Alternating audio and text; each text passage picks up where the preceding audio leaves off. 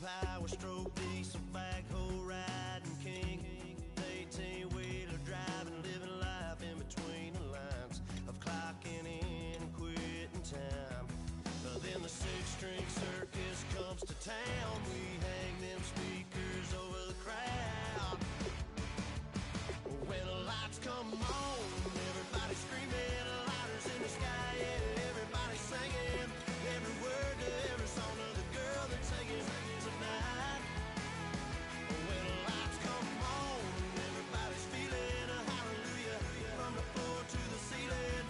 Yeah, the drink that we're having, the smoke that we're having, the party we throw, it's going all night long. When the lights come on, when the lights come on. You're a little shy thing with a wild side on a night like this. You just can't hide, cause it's time to live it up. So come on and raise your cup. If we're talking about memories, yeah, we're gonna make them. Talking about rules, you know we're gonna break them. When the lights come on, everybody screaming, lighters in the sky, yeah, everybody singing every word to every song of the girl that's singing tonight. When the lights come on, everybody's feeling.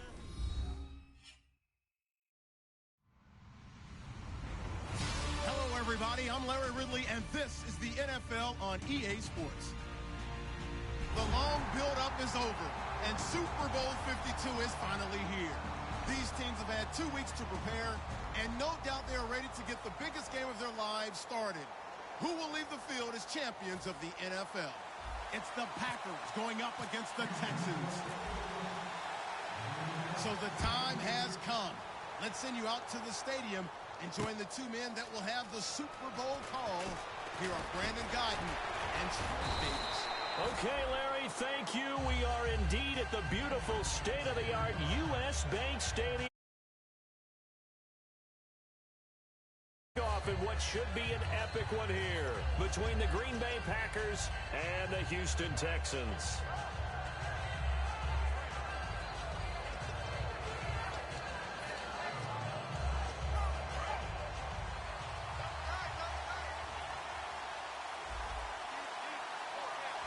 And some changes here as the D-line separates some.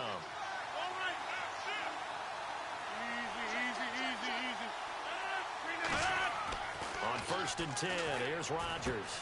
And he's got his man in stride, complete. A really nice gain of 25 yards.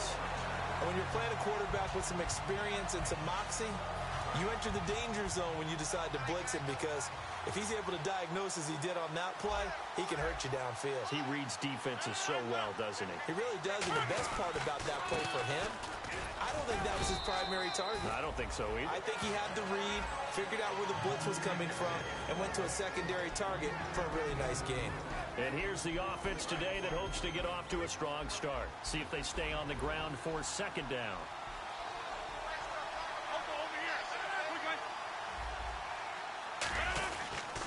And on the ground they go with a running back. And he was able to shed the tackle, but the reserves come in for the stop. Call it a gain of 5 there on the run, but they'll remain a yard or two short here with 3rd down coming up. And that linebacker group today could be very key. As we were preparing for this game, you pointed out to me as we were watching film that the linebackers look like an elite unit. I agree with you totally. They move around, fly to the football, and take it away from offenses. They'll give it to him right up the gut. He needed 2, he got 1, and that's going to leave him with 4th down and a yard.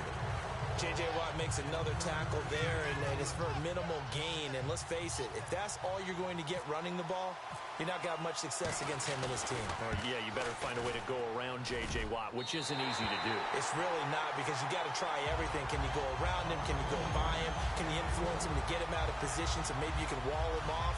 He's a really sharp, intelligent player, as well as a physical specimen.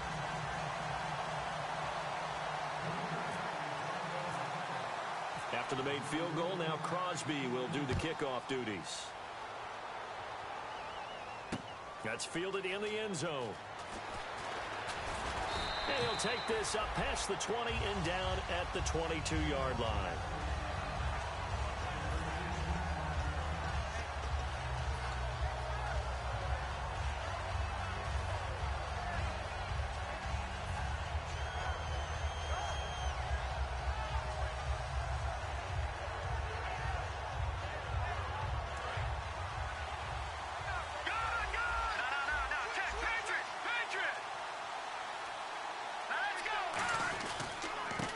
first carry for Lamar Miller. And he'll get this up over the 25 to the 26. 5 yards is the tally on first down. That brings up 2nd and 5. And this O-line, it is the lifeblood of the offense. They establish the tone. Mean, nasty, physical. They can't wait to get after people. That allows the rest of the offense to feel confident. This is Miller. And this carry not as productive. He's swallowed up at the line of scrimmage. And let's get a look at the Green Bay defense. Clay Matthews is an absolute force. Multiple Pro Bowls as an outside linebacker. He can swing inside and create the same havoc. 3rd down and 5.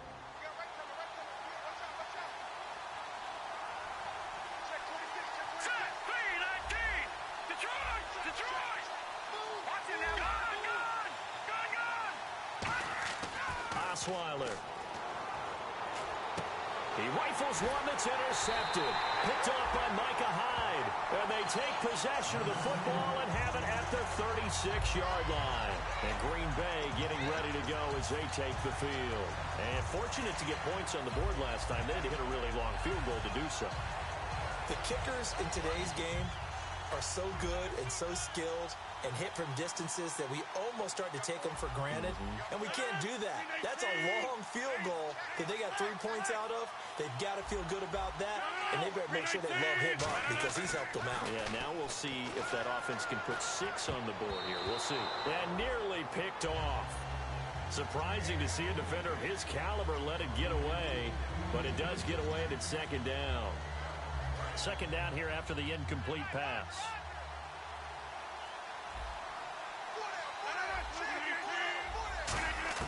Rodgers again here on 2nd and 10. And a quick throw here, that's complete. So he got free of 1 tackle but couldn't do a whole lot else. Only 3 yards on the catch. It's 3rd down. When you see zone defense and you know you've got a drag route on as your primary call, you've got to be really careful as a passer about how far you let your guy go because he might wander into some tough coverage. In danger of squandering their great field position as they come up on a 3rd and 7. Throwing is Rodgers on 3rd down. Open man, the tight end Rodgers. And down he goes, taking it inside the 10 to the 7. These coaches told us they wanted to take the top off this defense. They wanted to be able to stretch them downfield. They showed it pretty well there. And they knew that if they were able to do that, it would open up everything else. But how did they truly get it done? Practice in the previous week, making sure they had a plan, fine-tuned before they put it into effect in the game. And he's going to press this one forward as they stop it right around the 1. When we talk about being on schedule, I think they're on schedule after that run, getting it right down there on the doorstep. Maybe even a little bit ahead because now the defense can't dictate with pressure. They're guessing about where you're going to go. I might come right back at them with the same play, the same set, and see if they can stop them. Offense looks to punch it in here from the 1 on 2nd and goal. And he is going to lose yardage here. He lost 2 there, and it's 3rd down. And that loss of yards there is not just on him. It's on the guys blocking for it. I mean, they're supposed to create some type of space or at least get a stalemate. They end up letting them through, and they ended up tackling them for a loss.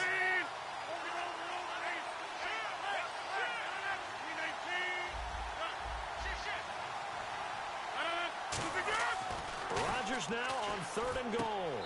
And he's got it. It's caught for a Packers touchdown. Jeff Janis from 3 yards out. And the Packers add 6 to their lead. So on 3rd and medium, they dial up the pass, and it works to hit the end zone. And it's really not a surprise to me. That's a throwing down in the NFL because of how tough it is to run the football. But what offenses like to do is still show run formations to make them respect it and throw out of those. In this case, they took a nice shot at the end zone and made it pay off. Now after the touchdown, here's Crosby to kick it away. That's fielded in the end zone. And he'll get it up past the 20 to the 22-yard line. The Texans offense now, they get set to head back onto the field. And following the interception, we'll see what they can put together on this drive. I can hear my old college coach right now. He always used to tell us before every game, the team making the fewest mistakes will win. What they're hoping is that that last mistake is their only one of the game. Coaches, that's all they talk about, turnovers, right? Minimizing those and maximizing opportunities. A very solid gain of 27. I love football lingo and the evolution of it all. Nickel defense makes sense, right? Five defensive backs. But then you go to 6. What are you going to call that? And they call it a double it. A dime, which is just very simple for them. The math doesn't add up. But I know one thing. Offenses love to run against dime defenses. Typically, the bigger guys have an advantage against the smaller defensive backs when they're blocking downfield. Yeah, we saw that advantage right there. Now, that's the type of play that'll fire up a defense. Hold them to 1 yard on a first down run. It'll be interesting to see if the offense decides to press the run at all or if they'll abandon it now after gaining only 1 on that play. Miller, the lone setback.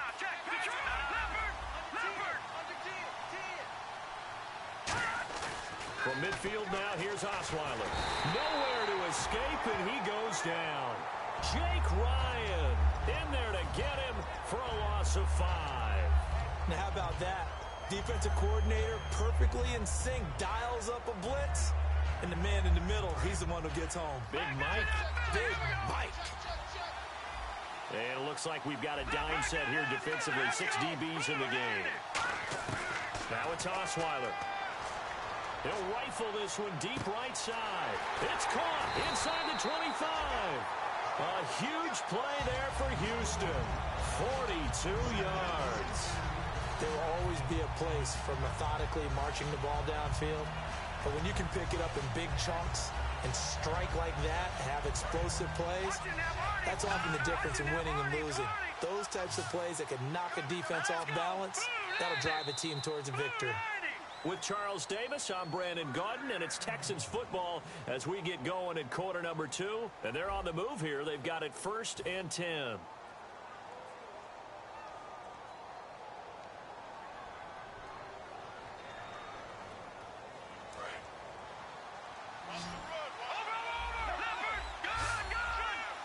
Possible run anticipation here as the D-line sandwiches together. Running this with a wide receiver, Fuller. And he goes backwards here, losing yardage back to the 16. The loss of a full 3 yards, and now it's 2nd down.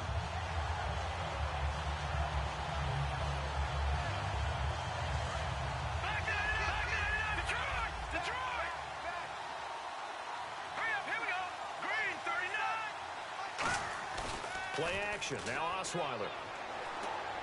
Throwing over the middle, but it's incomplete. The Pro Bowler DeAndre Hopkins, the intended receiver. And it's 3rd down.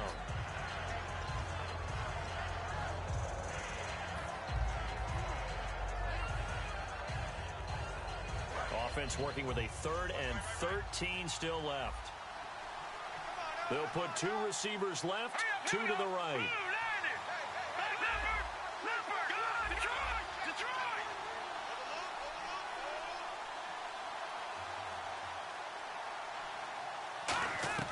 Third and long, it's Osweiler. Oh, the ball comes out on the hit, but they'll say it's incomplete. Putting pressure on the guy throwing the football is always good, but when you can couple that with contact on him that leads to an incompletion, as we just saw there, that's winning football. Now the Texans are going to call on the field goal unit. A 33-yarder from the left hash. And his kick is right there. It's good. And they get themselves on the board here. It's 10-3. So the drive stalls out, but they are able to put 3 points on the board. Yeah, just a yard or 2 shorter than an extra point. So no problems converting there. That'll be taken in the end zone. And nice work on the return as they'll start their drive just past the 30-yard line. And Green Bay getting ready to go as they take the field. And that recipe on their last drive that resulted in a touchdown looked pretty good, so they'll be hoping to do that once more. And it takes me back to when we sat with the offensive coordinator and the head coach. They felt pretty good about their game plan and thought there were some holes in the defense, and they exploited them the last time out. Let's see if they can come back and put together a similar drive. And we'll see if they can do just that. It's a loss of 5 there, bringing up 2nd. No surprise there, Jadeveon Clowney with a tackle for loss. We all know how he became one of the most famous players in football, though, don't we remember? Oh, that one play. Yeah, that one big-time play was on highlights everywhere. They want to see more of that here in the NFL. Got a man over the middle, and it's complete. That one goes for 24 yards. And a good quarterback facing zone coverage. If he has just a little bit of time to survey the scene, that's what's going to happen. No doubt about it. If there's no pressure, he's going to continue to pick them apart because he'll have all that time to find someone open downfield. You can only cover for so long. So maybe they want to go to a zone blitz scheme, get a little bit more pressure. Remember when Carolina did that against Denver? They lost the game ultimately. They dropped the defensive end out, and he ended up with an interception in that game in Super Bowl 50. Maybe some sort of scheme like that to try and get more pressure at the passer. Now Rodgers throwing on second down. Wide open receiver complete. And he's going to get this inside the 30. They call it a gain of 19, and it moves the chains. One thing I can say pretty safely, that route is not called if you don't have a guy who can throw the ball and put some mustard on it. Because if you're going to lollipop it in the middle of the field, bad things usually happen. It takes a strong-arm guy who can rifle it in there, and they were able to successfully complete that one. And a nice carry there of 15 yards. You don't have to be a finished product to show some pretty good glimpses of what could be in this league, and we just saw an example of it on that nice run there. When I looked at him coming out of college, I saw a guy with raw, terrific ability. I couldn't wait to see how it was going to be harnessed and polished up in the NFL. In fact, some people thought he could play a little slot receiver as well as run the football. This guy has the ability to be a touchdown, Packers. Their dangerous wide receiver. A 12-yard touchdown grab. And the Packers add on to their lead. The partner, they found a gap there on the post pattern, and it was in the middle third of the field. And that's really difficult to do because ordinarily the safeties are back there to prevent that happening. But they found the opening and exploited it. Now after the touchdown, here's Crosby to kick it away. That'll be taken in the end zone. And he's up past the 20 to the 22-yard line. And now out comes Houston. And tough to win games if you're going field goal, field goal, field goal here. They got field goal last time. Now they'll be looking for a touchdown. They're looking for the big chunk now because, as you noted, the field goal way of doing it makes it that much harder and puts more pressure on every possession for you now. Go ahead and get 6 and feel a lot more comfortable about the position they're in. Bigger chunks. We'll see if they can get the score. And it drops down incomplete. Thought he might have had it. Instead, second down. And when all else fails as a defender, when you're not there in the coverage, your best friend is exactly what we saw there. A big play shot taken by the offense. Unfortunately, it ended in a big drop. On second down, here's Miller. Takes this to the 27. Give him 4 yards. No, that wasn't an explosive run. That wasn't one that took it all the way to the house. But, boy, for a team that's had trouble running it the entire game, that's the kind of run they need, hopefully, to get themselves kick-started. And let's see the Packers defensively, 6 DBs, so a dime look on third. Could play coverage or bring pressure. 2 yards on the pickup there. It's 4th down. But this was just simply excellent defense. On this third down, they had to be alert for the possibility of a pass, but that didn't stop them at all from understanding what was going on when they decided to run the football, and they just swarmed and stopped them for almost no gain. So on 4th down, here's a punter, Jeff Locke, to kick it away.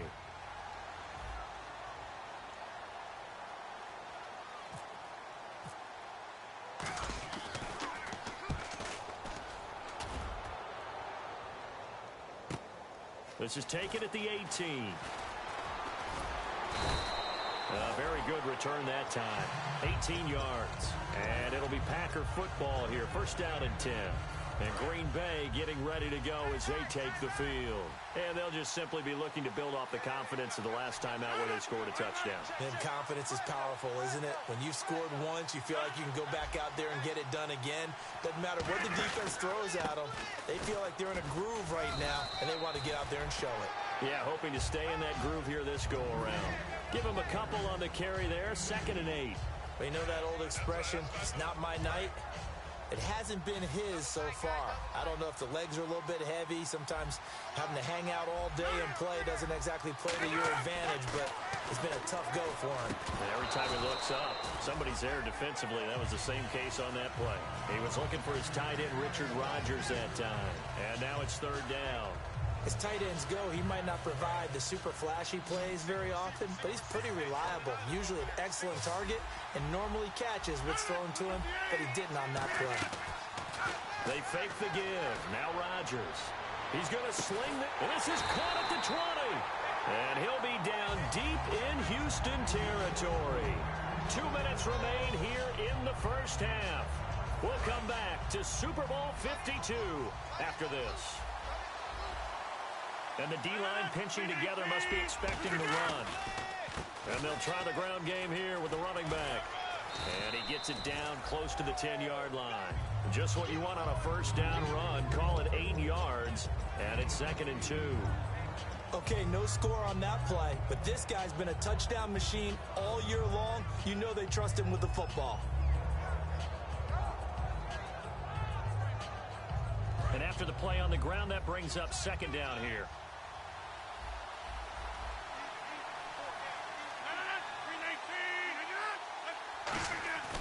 On 2nd down, here's Rodgers. That is caught at the 7-yard line. And he will get this into the end zone. Touchdown, Green Bay. Aaron Ripkowski from 10 yards out. And the Packers add 6 to their lead. And the lead now to 3 touchdowns at 21 points.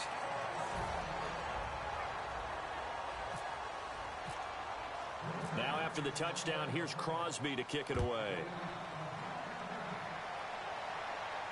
That's fielded in the end zone.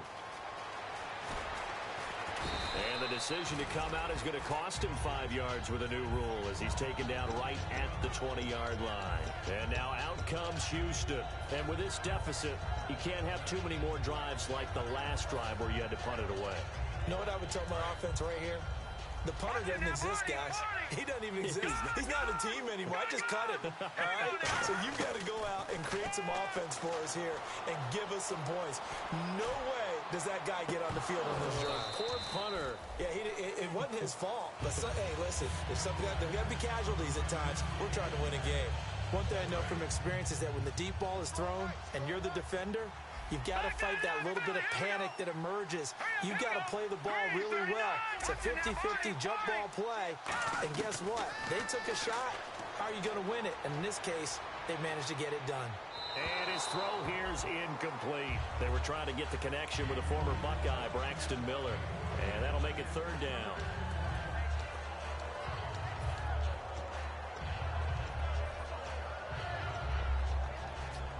So a 2nd down incompletion now brings up 3rd down.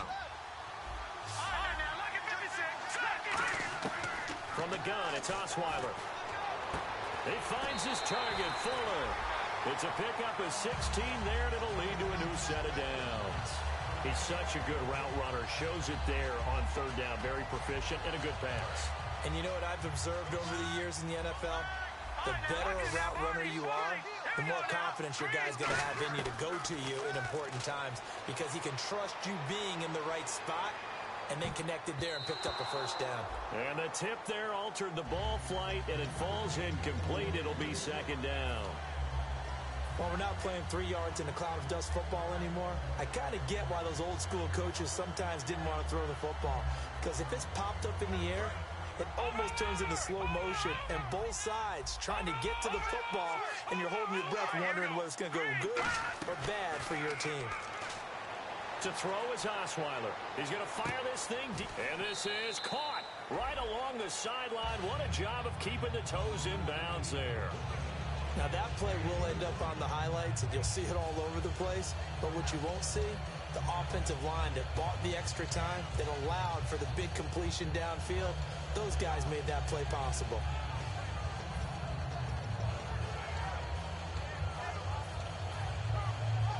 So after that big play, let's see if they can catch their defense maybe on their heels. All right, now look at 56. Let's go. 56. Green 39. Green 39. And the back goes into motion. Throwing now, Osweiler on first down. Caught left side, Hopkins. And down inside the 15, shy of the 10. It's a pickup of 19. And that'll be good for a Houston first.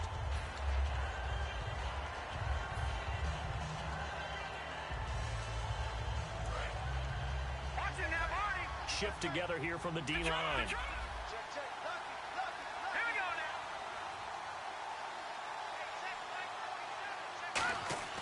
They go play action here on first down. Dumps it complete to Miller. And the stop will come inside the 5 at the 4. It's an 8-yard pickup, and it's a second down. So many times you hear today's NFL described as a space game. Get your best players into space with the football in their hands. That's why sometimes you swing it out to your runner, get him out in the flat, and let him have a chance to make. And he gets into the end zone. Touchdown, Houston. Lamar Miller as the first half is winding down. And the Texans get a bit closer. Well, that touchdown certainly helps, but they've got to go ahead and convert, get to the half, and figure out how to keep chopping down this lead in the second, don't they? Yeah, they still need to regroup, and they still need to end the second quarter strong. Limited time left. Oh, how about this call down near the goal line? And he's going to be hit and taken down in the backfield. Just nowhere to run that time. And the try for 2 is snuffed out. Out is the Texans kick team as they'll send this one away. That's fielded in the end zone. And he'll take it back to about the 19-yard line. And Green Bay getting ready to go as they take the field. And the ball backed way up. So thinking with this amount of time on the clock, probably just sit on it. And we'll see these two teams go to the lockers. Yeah, I don't think you want to overthink it in this situation. Either side of the ball. Just go ahead and finish up the half and get on out and talk about it. Looks for Janice, and it's intercepted. A great read, and it's picked off. And he's given his guys a shot for late points as they will take over in range for a field goal or maybe more. Really nice starting field position here for the offensive unit. Possible run anticipation here as the D-line sandwiches together.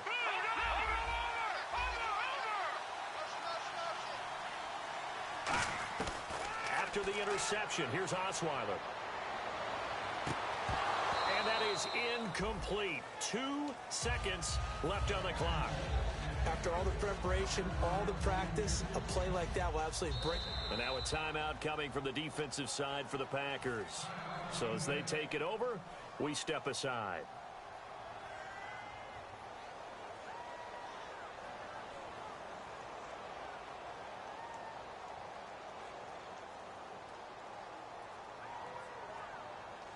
So with 2 ticks left here in the half, on is the field goal unit. He connected on his first, this from 41. And his kick here is good. And that will do it for this first half. So these two teams will head back to their respective locker rooms here in Super Bowl 52 from Minnesota. As we send you now, Larry Ridley and our EA Sports halftime report. Take it away, LR. That'll be taken in the end zone. And he'll be brought down at the 23, make it the 24-yard line. The Texans offense now, they get set to head back on the field here. They have the ball here for the inaugural drive of the second half. Pretty big deficit, though. We'll see what adjustments were made in that locker room. And I never want to make something more important than it actually is, right? I don't want to create more hype than what is there. But this is I'm doing it, though. This is a really important drive. And we often talk about teams scripting plays to start a game. A lot of them script to start the second half, too. And they're scripting something that they expect to get them into the end zone and back into this game. We'll see if that script is a good one for them. A little bit of ground to make up for the offense as they face a 2nd and 11. All right, man, look at 56. All right, here we go. 56, 39. Watch it. Over. Oh, shit. Back 99 Philly. Here we go. Out of the gun, it's Osweiler. And the catch made by Hopkins. And they'll get 9 there as that sets them up better for 3rd down. And this time they go underneath for a simple pitch and catch. And not only do you get the pitch and catch, Brandon, but you're able to keep the receiver moving when you hit him with the drag route. They're still in search of the first down after that last completion. And Charles, a couple extra defensive backs in here on 3rd and 1. Not expecting them to run it at all. No gain there on the play, and that's going to leave them with a 4th down. Here's Jeff Locke now. On for his second punt. He'd take a repeat of his first. He gets this one away, and boy, it's another boomer. This is taken around the 12. Well, he wasn't too far from breaking that. Officially, give him 15. And the offense will come back onto the field with a 1st and 10. So here are the Packers now. They get set for their first possession of half number 2. They were able to get the ball back here, didn't surrender any points. They'll look to add to that lead. And how about the boost the defense gave them?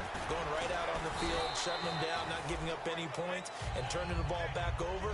They want to do their part now and show them a little respect and some gratitude by scoring some points. And to get a little more cushion. 2nd down following the run.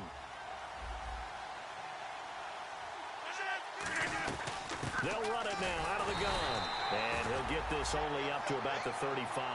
And they got half of what he needed there, 2 yards. And it'll bring up a 3rd and 2 more. The best defensive linemen, they play with great leverage so they can get low and not get bowled over by offensive linemen. They have excellent hands. They can throw people off on a play. We just saw a great example of a really good run stop by a guy playing the defensive tackle position. Rodgers looking to throw on 3rd and 2. Got a man, and he hits him in stride. And he's got the first down before being taken down at the 46. What I love about watching the passing game nowadays is that the one-dimensional receiver is really starting to leave the game. You've got to be able to do it all. Of course, you got to run fast. Of course, you got to catch the ball. But route running savvy and toughness, there's a premium for all of that now. Now a play fake here on 1st down. It's brought in by Janis. Touchdown, Packers. Jeff Janis, his 2nd touchdown of the Super Bowl. And the Packers add on to their lead. In order to lead in a game, you're going to get plenty of contributors, but that's his 2nd touchdown catch of this game. He's one of the key guys in this one. And you better believe he'll be looking for the hat trick here as this one continues to go. And that one makes this a 19-point game.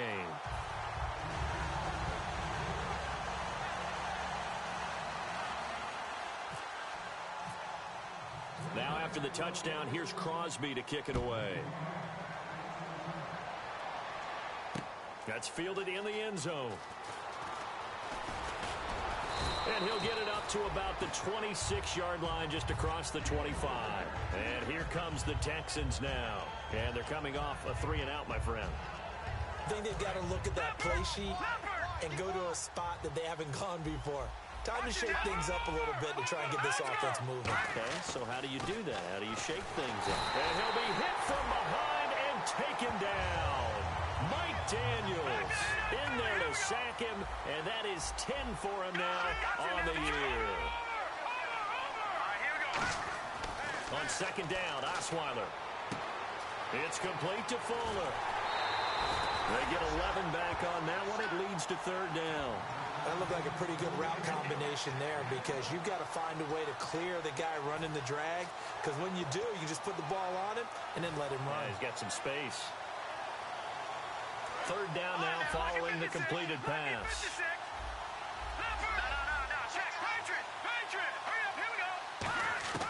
From the gun, it's Osweiler. He finds his target, Fuller. And he'll be out of bounds up near midfield at the 49. That was a nice completion on an out route, and those types of plays are the result of arm strength by the quarterback and timing by the receiver.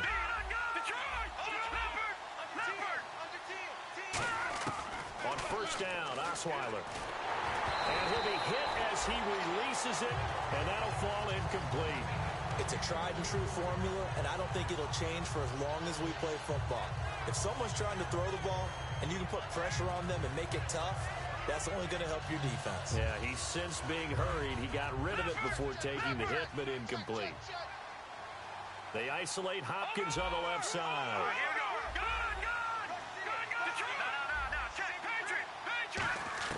Again on 2nd and 10 now. It's Osweiler. He's going to fire one deep, middle, and he fires one that's intercepted. Picked off by Morgan Burnett, and they are going to set up shop at the 32-yard line. The Packer offense now ready to get back onto the field, and they will simply, Charles, be looking to duplicate what they did last drive when they were able to push it in for 6. And they hope it'll be that easy, right? To be able to take exactly what happened before, replicate it.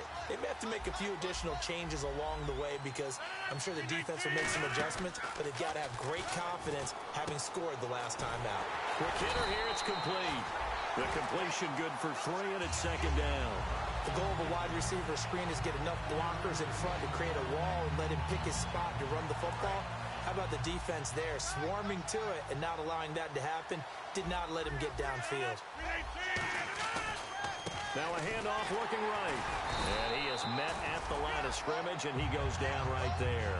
No gain on the play there, so they're left with a 3rd down and 6. Well, usually you don't think of the cornerback coming in for a no-gain play, but that's what we had there. Nice tackle. And how about the range, too? Coming from the outside part of the play, moving his way into the inside and making that play happen. No gain for the offense, big play for the defense. And he will have the 1st down as he's brought down up near midfield. A good gain of 14 there, and it moves the chains. Now that definitely hurts because the mindset is getting a 3-and-out there, and they don't get it done. They give up the scramble and a pickup for a 1st down. On 1st down, Rodgers. And he's got his man in stride, complete. And he will finally be taken out of bounds. It's a big play that time for the Packers. And even 50 yards.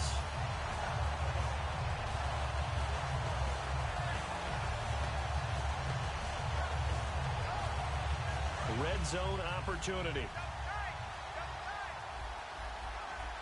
They come out with 1 back and 3 tight ends.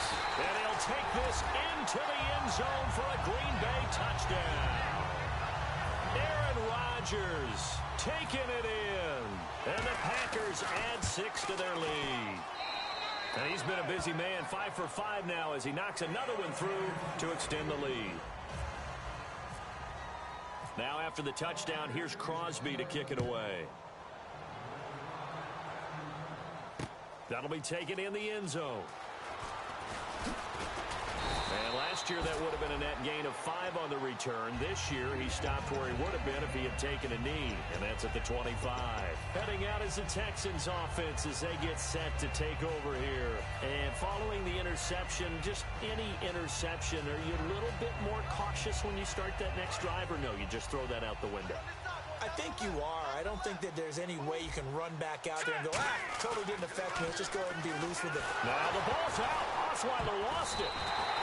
On plays like this where the ball comes free, it's often unusual for the team that lost it to get it back.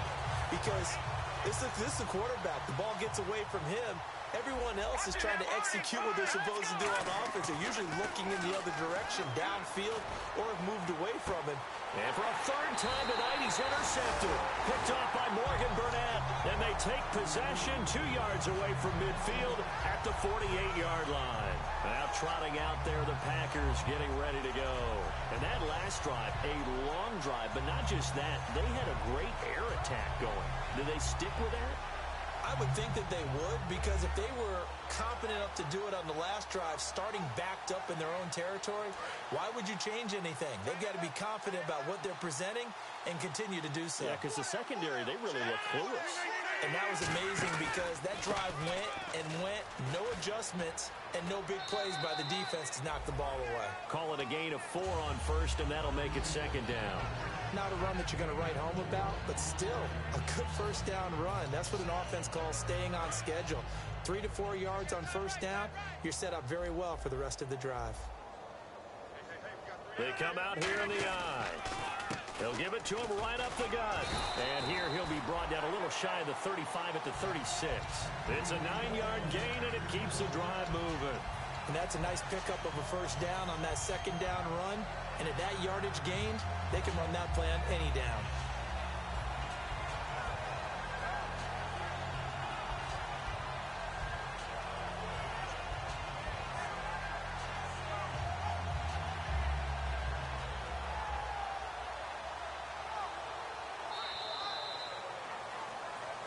Back now here on EA Sports. A lot of folks starting to make their way to the parking lot. Their guys trail big here to begin quarter number 4.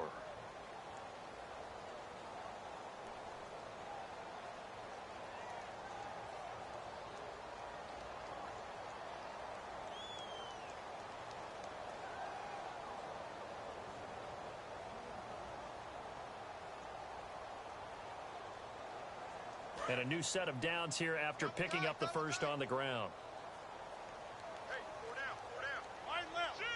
319. Quick, kill. And to give this time to the tailback. And nothing doing. He's immediately taken down at the line of scrimmage. Officially no gain on the play, and it's second down. Well, he didn't make headway on that one, but he's had plenty of carries all night long. I just wonder if maybe he's a little bit tired from toting the rock that much. Offense looking to avoid a 3rd and long. It's 2nd and 10. Defense really showing respect to the deep ball here, playing off the receivers. And they'll go on the ground. Nothing doing. Barely able to muster a yard to hit the 35. John Simon in on the stop. Partner, we know today's NFL is really built around the guy throwing the football. But these short runs, they still pay dividends because they can take their toll on a defense, and they can add up as the game goes along. You control the clock, you control the ball, and that way you often control the game. Here's Rodgers to throw. Touchdown, Packers! Their dangerous wide receiver. His 2nd touchdown of this Super Bowl. And the Packers continue to roll. And, my friend, I think it's safe to say that this game is pretty much deceased at this point. It's taken a knee, so to speak. It is definitely this victory formation. Take the snap, take the knee, call it a night, call it a game, call it whatever. I agree with you totally. I don't think there's much left to get except for those who want to run up the score. I knew this was over about a minute ago when you took your stat sheet and just flipped it over your shoulder in the trash can. Yeah, that's similar to the guys cutting tape off right before the game's over. We know this thing's done. And he'll get across the 20 before he's brought down at about the 23-yard line. And now out comes Houston.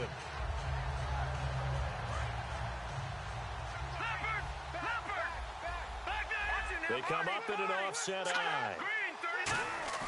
They go back to the air here after the INT. And he takes a shot on the release as this will be incomplete.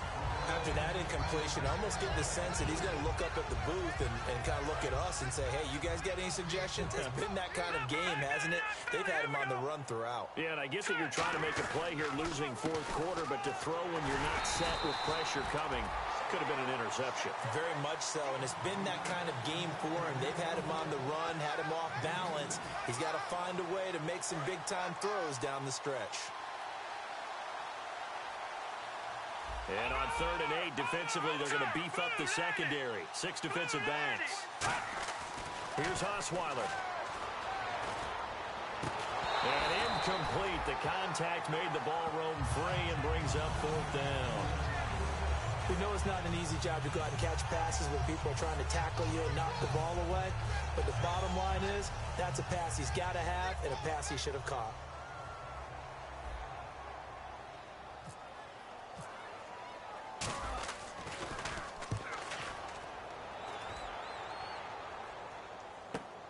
Fielded just inside the 20.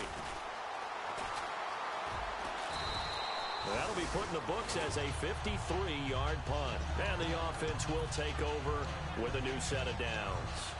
The Packers offense now, they get ready to head back on the field. And they were able to punch it in the end zone last time. They'll be looking to do that again here for the defense. Obviously, they'll be looking to stop them from punching it back in the end zone. It always is punch-counter-punch, isn't it? And which team has the advantage? Well, let's just go back. Last time on offense, they rolled downfield, got into a good rhythm. You can see a little more bounce in and out of the huddle. You can see the sideline really get into the game. So defensively, you're thinking to yourself, how do we take that away from them? How do we get the advantage back? Let's see what they come up with. I think pressure is always the first way to go. You love pressure. I love it. We'll see if they dial it up this drive. So he loses 3 yards there. Now 3rd down. So, Brandon, when this offense gathers together to watch tape for this game, they're going to be feeling pretty good about themselves until the coaches get upset about the play we just saw. but you know their defense is going to be. But we put up big points all game long. The defense is going to win one every now and then. So the D-line's going to spread out. And the Texans have an extra defender in the secondary now on third down. He's just going to dump this one off to his fullback out of the backfield. And he's got the first down as he's up to the 45-yard line. So the offense has it 1st and 10. When we see another great performance like this out of Aaron Rodgers, you have to chuckle thinking that his only FBS offer was a walk-on at Illinois. And now he's the pride of Butte Junior College, of course at Cal. And I remember watching him play at Cal, and he would run 7-on-7 drills. Angry if the ball ever hit the ground, and it didn't do it very often. I know you're trying to wring every yard out of a run, but I think 9 yards there is ideal in this situation. Yeah, now next couple plays, you only need 1 yard. Keep that clock rolling with a lead here in the 4th. Yeah, what you're saying is maybe if it takes you 1 or 2 more runs to get the first down, that's extra time, extra plays. Really hurts the team on defense.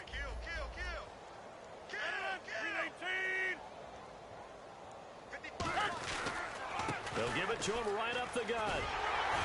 And he'll get it down on the play to the 37. 9 yards on the pickup there, and it keeps the drive alive. 2nd and 1 if people want to run the football. This is where every back in the league is supposed to do exactly what we just saw there. Pick up the first down.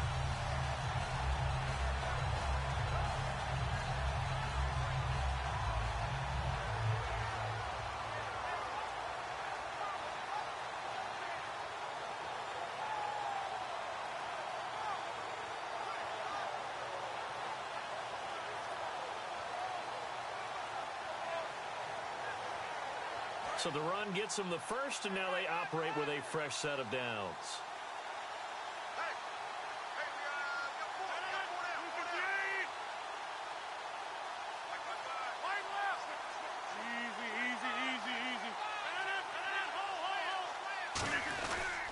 And they'll go with a ground attack here. And he'll snag about 5 yards down to the 32. Tackle made by Whitney Merciless. 2 minutes to go here in Super Bowl 52 from Minneapolis. We're back to crown a champion after this.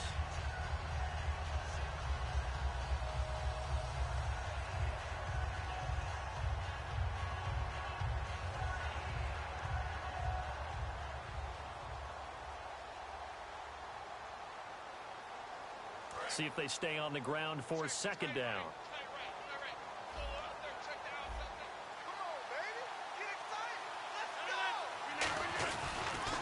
Now they'll run it on the toss. And he will cross the 30 down to the 29-yard line. A 3-yard pickup on 2nd and 4. Now they'll need to convert here on 3rd and a little more than a yard.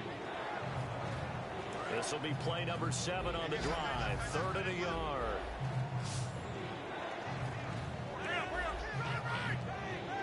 They come out here in the I.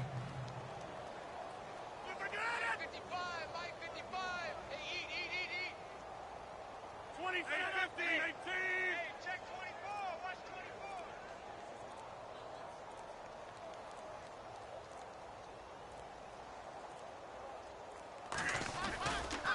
And they'll go ground game here with the tailback.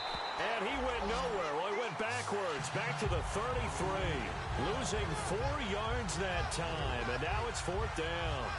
Hey, a lot of points have been scored in this game, but what a nice play by the defense. Stepping up on that one. Maybe they'll get things going in their direction after a play like that.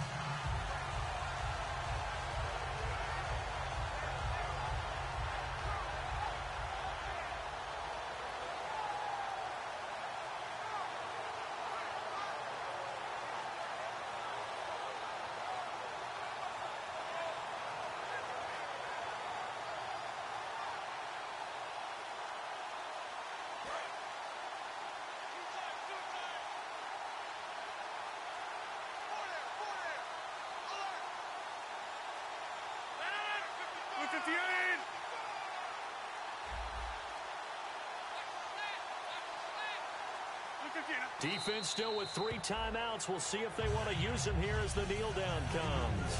Now the Texans offense, they head back out to do battle here. They are just obviously getting shellacked here in this one, Charles. What's the message if you're a coach for this final drive in a lopsided game like this? For a lot of coaches, be honest. Don't forget today. Don't forget what has happened out here. Yeah, use that as ammo going Exactly. forward. Take a great look at that scoreboard. Realize how poorly everything went for us today. Coaching, playing, the whole deal. And never forget it, because you're not going to want that feeling again. No, you don't want that feeling again. And who knows? You may meet up with this team again.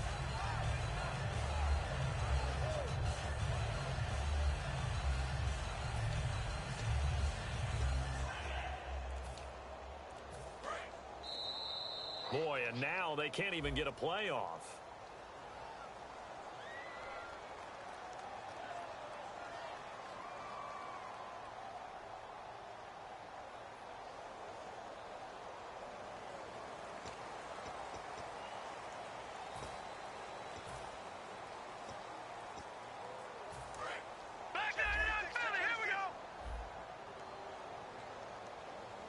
Miller, the lone setback. They go play action here on first down. Oh, he's got a man wide open, complete. And he'll be taken down, but not before he gets into enemy territory. They hit that crossing route really well. Excellent timing, puts it right on him, and he keeps running. Yeah, turned it upfield for good yardage. Throwing now, Osweiler on first down. He's going to let it fly. And he's across for the touchdown. Too little, too late, but he does get in for 6. No wonder you're grinning. You just beat me in our fantasy league. Indeed I did, my good man. And correct me if I'm wrong, that was just a simple fly route, wasn't it? No, there's nothing to correct at all. You've got it down pat. And I just remember as a player, when I'd be in practice sessions and I'd hear 9 from the receivers, that meant fly route, go.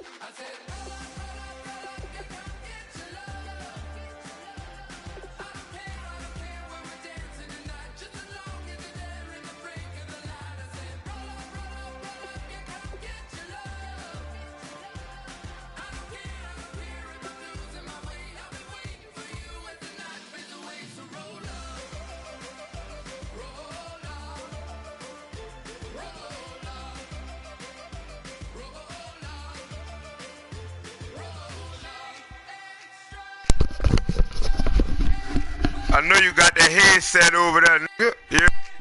I know you got that headset over there, talking all that shit. That handicap ass shit.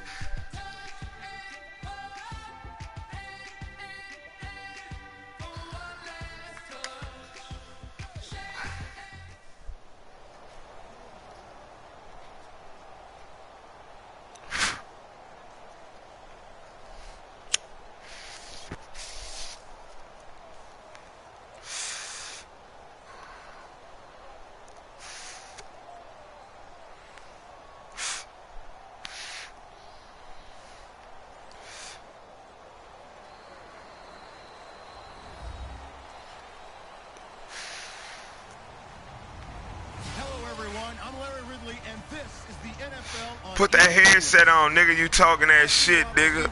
That handicap ass Super Bowl shit. That season shit, all them rules. That crybaby ass shit.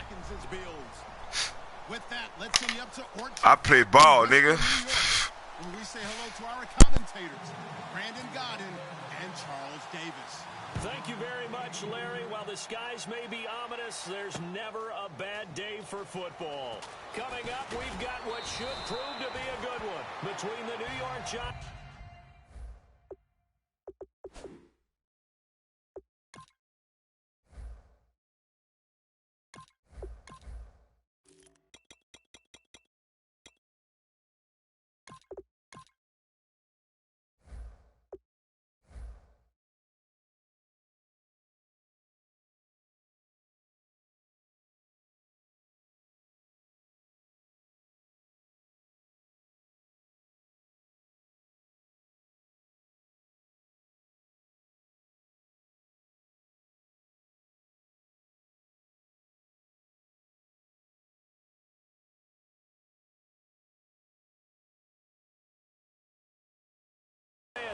And the Buffalo Bills.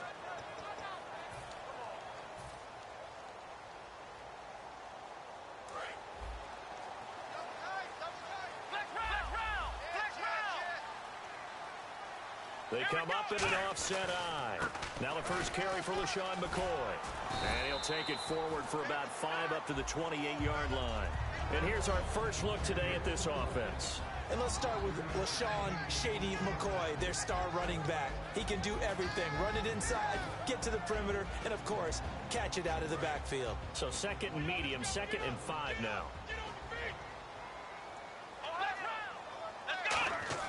Taylor. It's complete to his tight end, Charles Clay. A good pickup there at 22. And the game just keeps evolving. Big guys running those corner routes, so difficult to cover.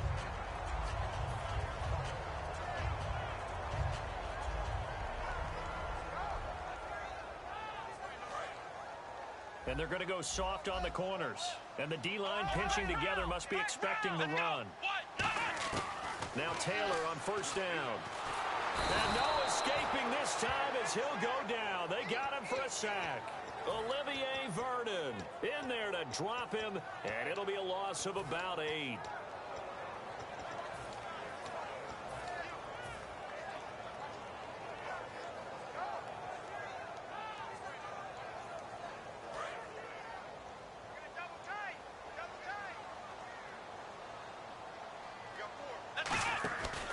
On second down, it's McCoy.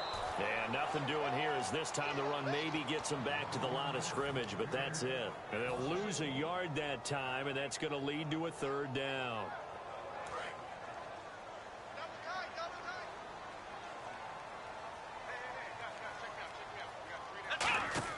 Third and long, it's Taylor. Firing quickly here, and that's complete. They stop him for only 3 that time, and that'll bring up 4th down. That's certainly playing down and distance very well by the defense, isn't it? Take whatever you want underneath, by all means. So on 4th down, the Bills call on the punt unit, and Colton Schmidt. Back deep, it's Odell Beckham. Oh, it's a wobbler here. Fair catch called for and made right at the 25-yard line. Officially, that'll be marked down as just a 28-yard punt. And it'll be Giant football 1st and 10.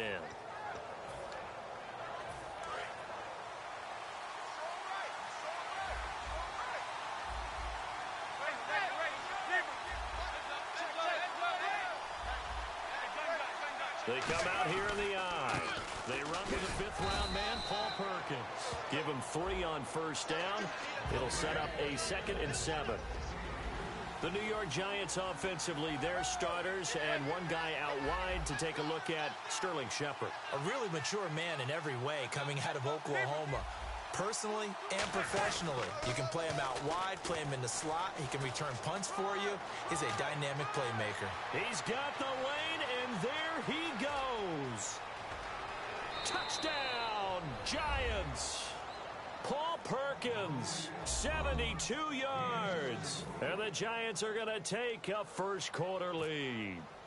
They blitzed defensively there, but he was able to slip through that first layer, and then he was gone. I think they won the leverage game, didn't they? Yes. Right? They saw the blitz coming. That got to him a little bit, but they leveraged it perfectly and found not just a crease, a gigantic hole. And off he goes, and he's still going all the way to the end zone.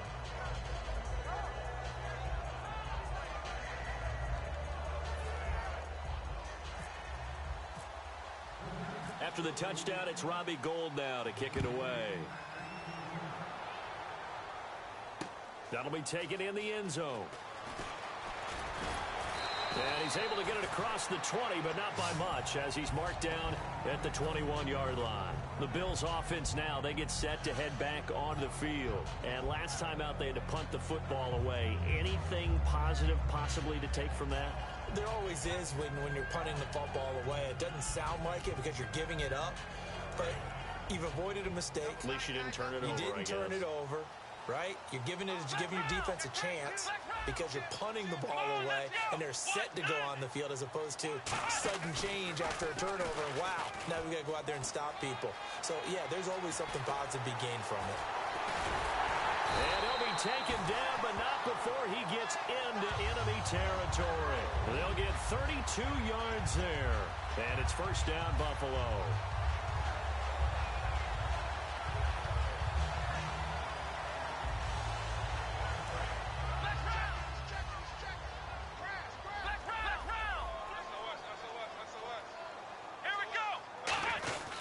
They'll keep it on the ground with McCoy this time. And down inside the 40 to about the 38 for McCoy this year. 5th time in his 8-year career that he's topped the 1,000-yard mark. Charles, first time he's done it with the Bills, though, finished with 1267. And he's the type of player that you can build around. And what I mean by that is, as a runner, as a pass catcher, he does a little bit of everything, and he opens up the offense for everyone else around him, the complementary players. But he's a guy, heavy-duty ball carrier, and also get him in space, and he can break people down. There are so many things to watch for when you play defense, and reading your keys, you always hear about that, and having your eyes in the right place. Sometimes your eyes can fool you. How about that play action there? That sprang the big guy, didn't it? Able to dump it over the top to him. That one good for 10 yards. And that'll make it 2nd and a foot or so. I'm going to show my age here a little bit. We used to talk about running backs catching the ball as safety valves.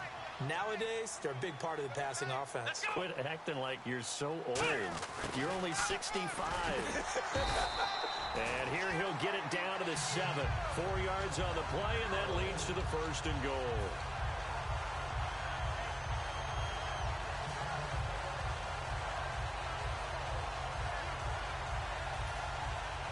And a new set of downs here after picking up the 1st on the ground.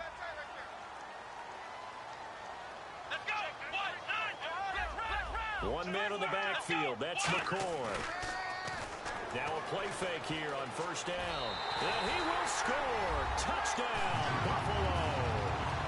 Tyrod Taylor taking it in from 7 yards away. And the Bills are an extra point away from tying the football game. And he's got it up and through. So we're right back where we started. All even as the kick's away. This will be taken to the back of the end zone. And he'll take this up past the 20 and down at the 22-yard line. And New York set to take the field.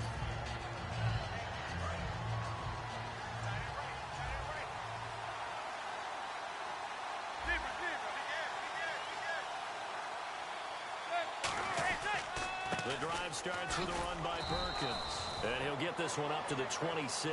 Brandon, it's early in this one, but Paul Perkins is a guy that I saw play at UCLA. And you know when he did his most damage?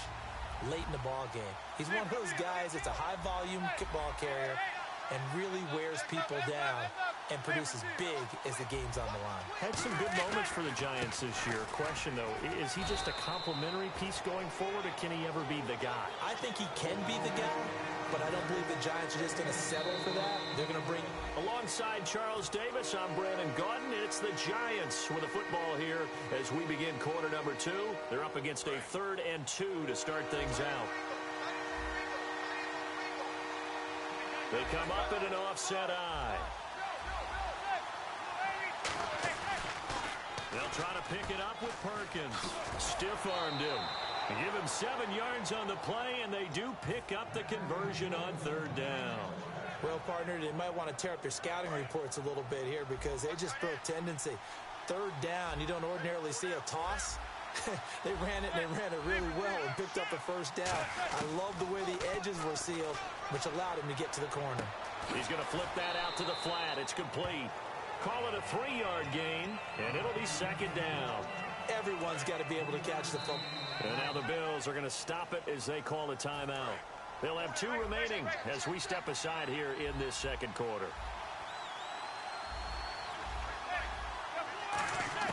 Manning to throw on 2nd down.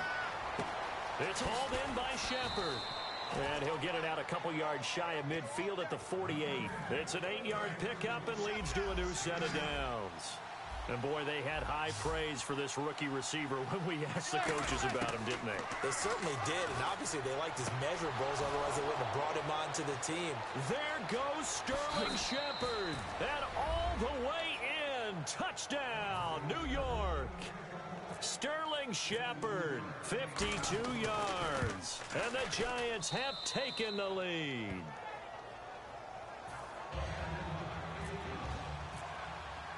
After the touchdown, it's Robbie Gould now to kick it away. This will be taken to the back of the end zone.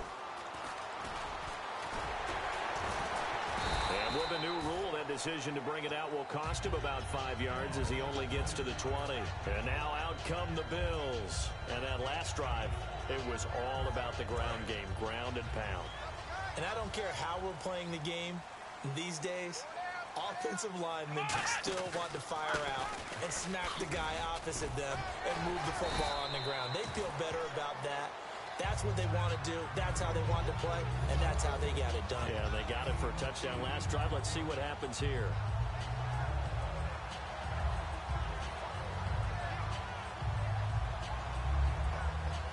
So this brings up a 2nd and 2. They come out here in the eye. Again, it's McCoy. And some room to work. And LaShawn McCoy off to the races. And all the way home for a Bills touchdown. LaShawn McCoy, 71 yards. And the Bills are an extra point away from tying the football game. So a tie ball game here as the kick's away. That's fielded in the end zone. And the decision to come out is going to cost him 5 yards with a new rule as he's taken down right at the 20-yard line. Here's the Giant offense now as they get ready to take over here.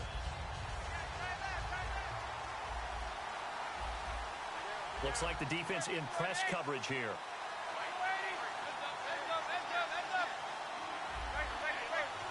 It's a 5-receiver set. 3 to the left, 2 to the right.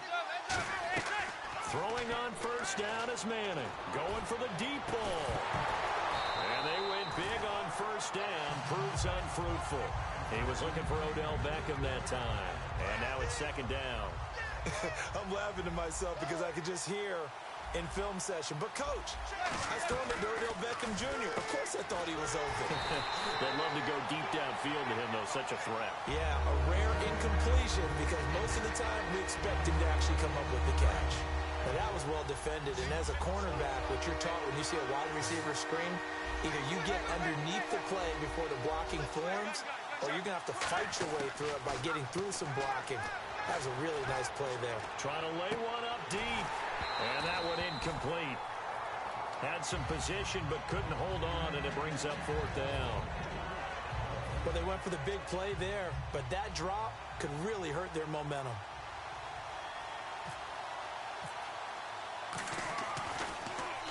This is away and a very good kick, angled for the sidelines. And no return possible here as they angle this one out of bounds. And the Bills getting set to go.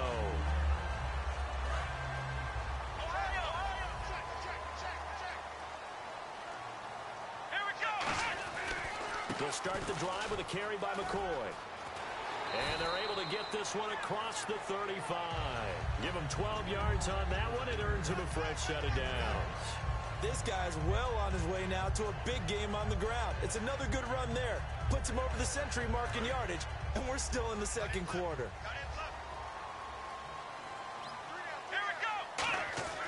Throwing now, Taylor on 1st down. Nowhere to get away, and down he goes. Taylor is sacked. Jason Pierre-Paul. He's the one that got to him. He takes him down for a loss of 9.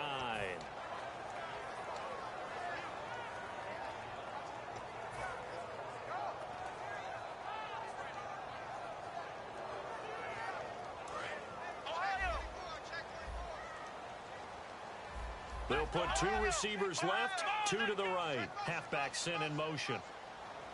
On 2nd down, here's Taylor. Surveying the field.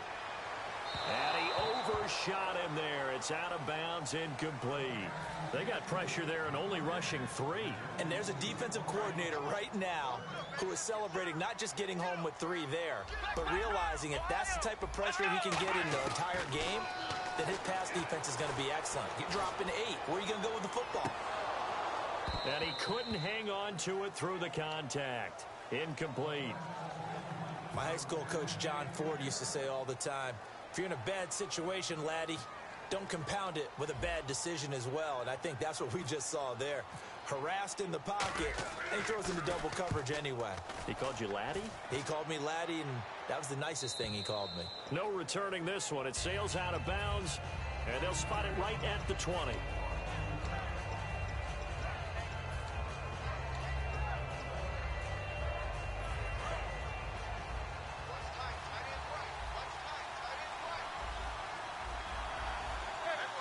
And no press coverage here. They are backing off in the secondary.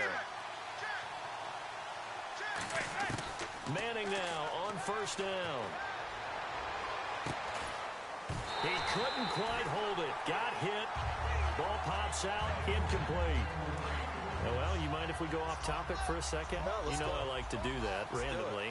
AFC playoff contenders for this year that didn't make it last season. Who do you have that might get in? Well, I think Cincinnati's got to be considered there. Maybe they'd have an offseason that's calm, and they go into this season and try and get back to the playoffs where they've been perennials. How about Denver?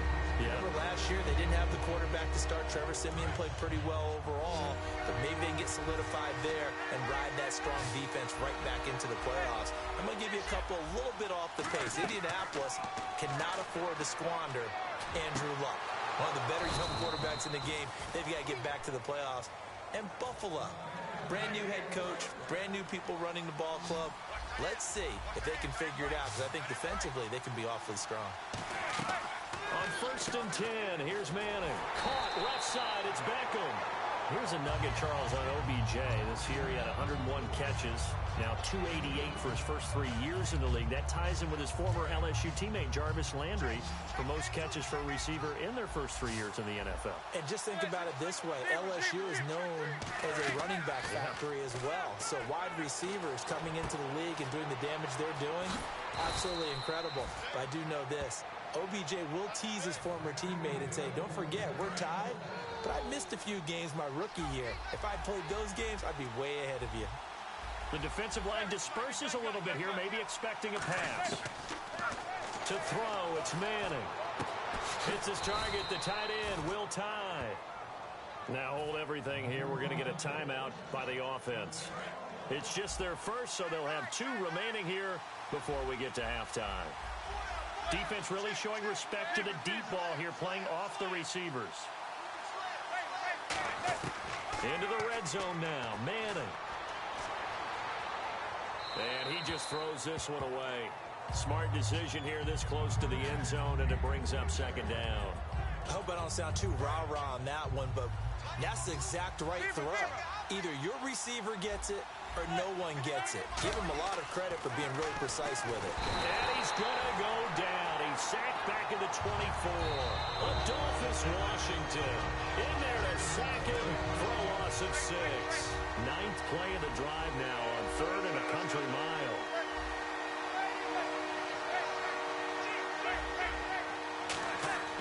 On 3rd and long, it's Manning. And incomplete. The contact made the ball roam free and brings up 4th down. Robbie Gould on now to now the Bills will take another timeout. So that means they're down to 1 remaining here as we head toward halftime. And Gould is able to put it through, and they take a 17-14 lead. So they kick it through to take the lead. There is a little bit of time left, though, here in the second quarter. And while they're concerned about not giving up a big return or giving up points themselves going into the half, how good do they feel, though, putting points on the board themselves right near the end of the first half? Back onto the field now comes the Bills offense. And with time quickly fading here in the second quarter, not sure how aggressively, offensively they want to play this. I think we'll find out just how much they trust their guys in this situation if they decide to take a shot. On first down, it's Taylor. He's going to loft one deep left side here. And that's caught inside the 30. A big play there just before halftime. 51 yards. Now whistles come in. We're going to get a timeout here by the offense. And with halftime on the horizon, they'll be out of timeouts from here forward.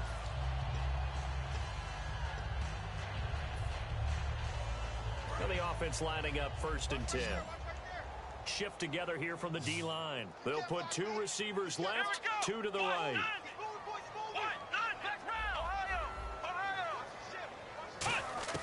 On 1st and 10, it's Taylor. Flushed out right. Nothing on that one. It'll be second down. Well, he strung it out as far as he could, and I like the fact that he kept his eyes downfield, but he finally ran out of time and room. But I'll take that over forcing it downfield and possibly having it intercepted.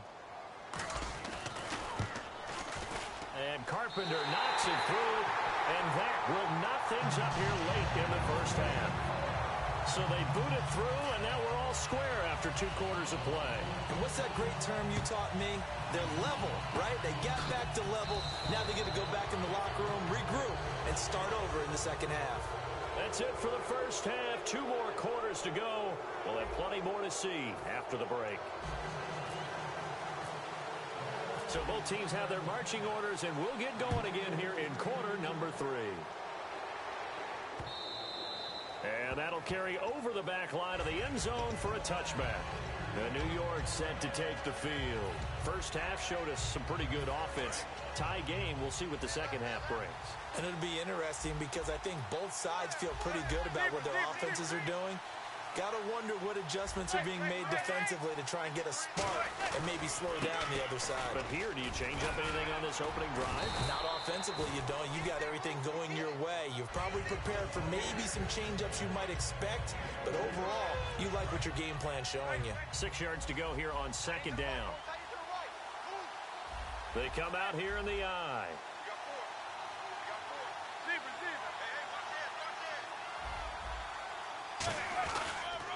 On second down, Perkins.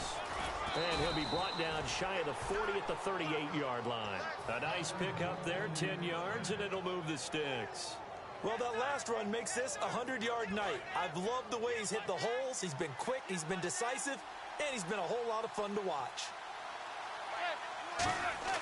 Throwing on first down is Manning. Over the middle, it's complete. And taking it across midfield and inside the 45. First down and 10 now for the offensive group. Partner, it's a lot of fun watching the NFL now, isn't it? Because when the big fella runs routes, it used to be when we were kids, he'd run about 3 different routes, and that was it. Now he can run anything and catch the balls we just saw there. The Pro Bowler Odell Beckham, the intended receiver, and that'll bring up second down.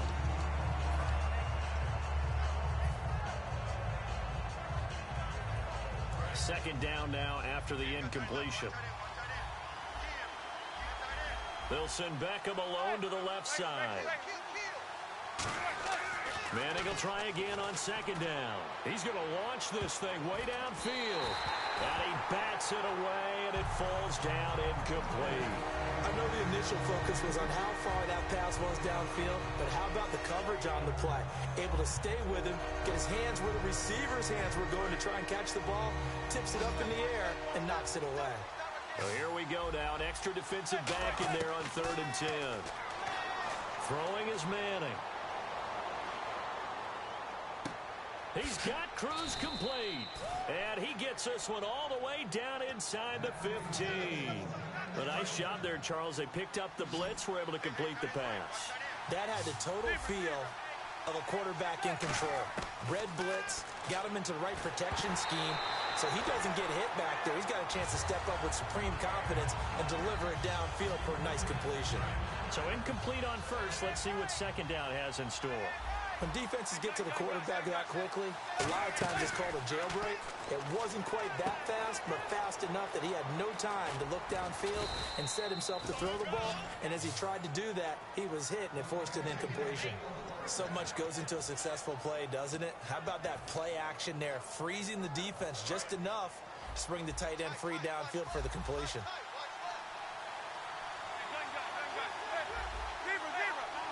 They come out here in the eye. First and goal, Perkins. And the D not yielding much there. He's only going to get a yard to about the 2. Well, the spotlight hit him once already tonight as he got into the end zone. He was trying to make it a double spotlight, wasn't he?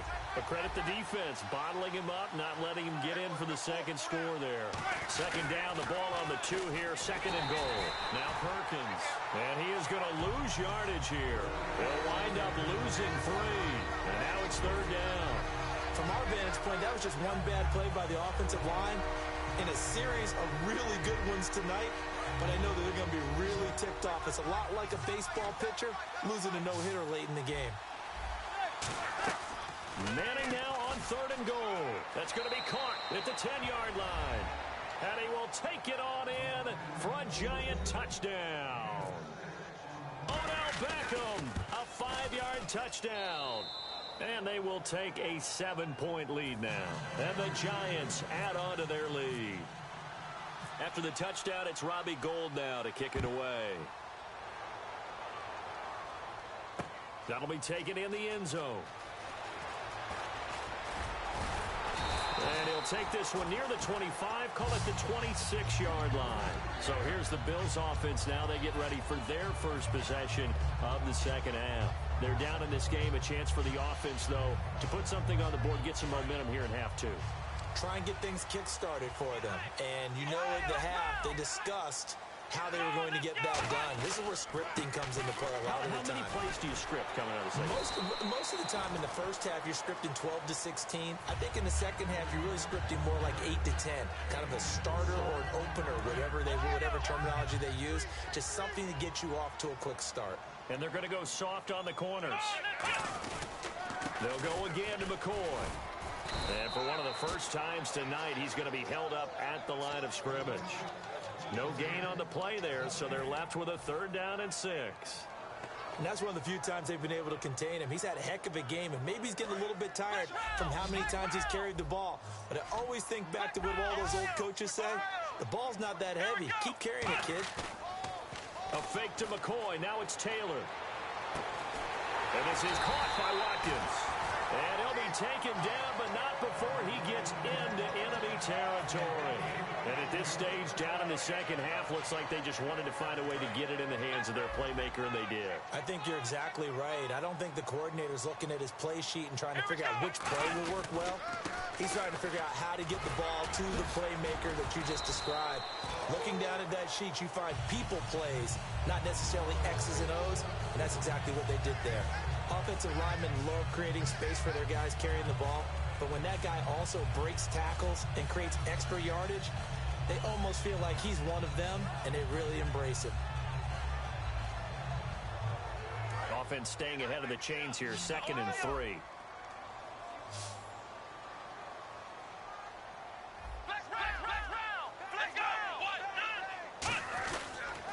10th carry now for McCoy. Not much there, maybe a couple as he's taken down at the 40. The linebacker, Kelvin Shepard, brings him down. Let's give a lot of credit to the offensive line. They've been able to move the ball really well on the ground the entire game, and while that wasn't a huge one, that's okay. They'll take them in short, steady bursts. They'll try and run for it with McCoy. And he's going to have the first down at about the 38. They only get 2 there, but on 3rd and 1, that's all they needed to keep the drive going. 3rd and 1, partner. No need to be fancy there. Just use some force and move forward and pick up the first down. They'll come out in the pistol. They go play action here on 1st down. And he's got Greg here, the tight end. That throw good for 4. It's 2nd down. I know sometimes we can get fooled when we watch him make catches, as we just saw him do there, because he really looks like a wide receiver the way he goes about his business. Yeah, 230, 240 range. Yeah, not super huge. Maybe not counted on to be that inline point-of-attack blocker that we used to have in the good old days, but you can flex him out. You can run wide receiver routes with him. You can make him a primary target, and that's how he'll shred a defense.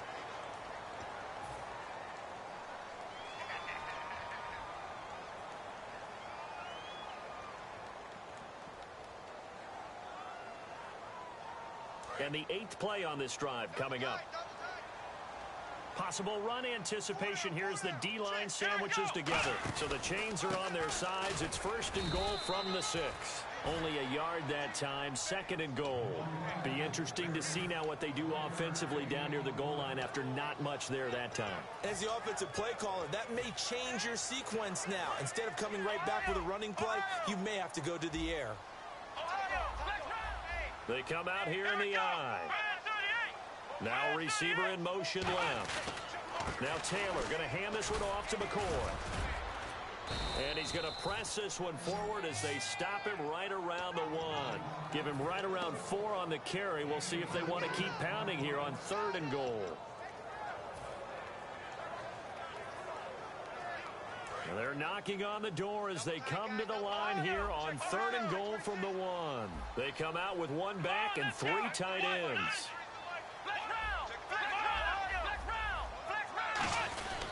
They'll try and run it with McCoy. And he'll get in. Touchdown, Buffalo.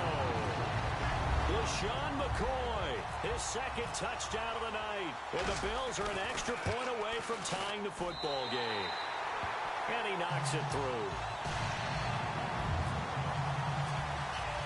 So here comes the kickoff now, all even here in this 4th quarter.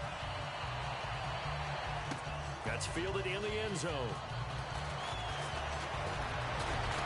Solid return, pretty good field position. They'll start at the 32-yard line. And here comes the Giants offense back out onto the field.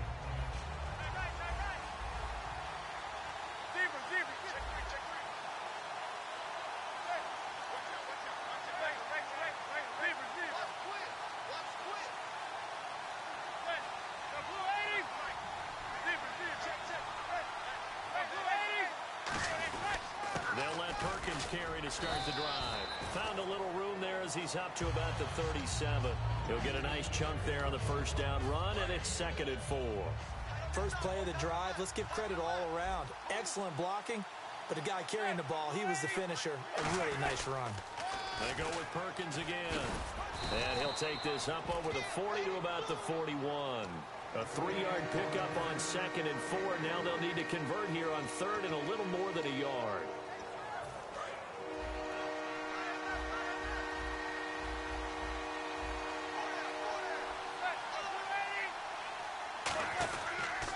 Perkins on 3rd down. And he is going to lose yardage here. A loss of a yard, and it brings up 4th. He's had a big game tonight, and while no one's going to be overly concerned about that last play, you also know that the offense coordinator does not want to see that happen again. They want to get back to doing what they've been doing all game long. And on the outside, they're playing press coverage. The Giants do snap it. It's Manning. And no, it's incomplete. The Giants go on fourth but come up empty. And the Bills are going to take over in excellent field position. And the Bills offense comes out ready to take over.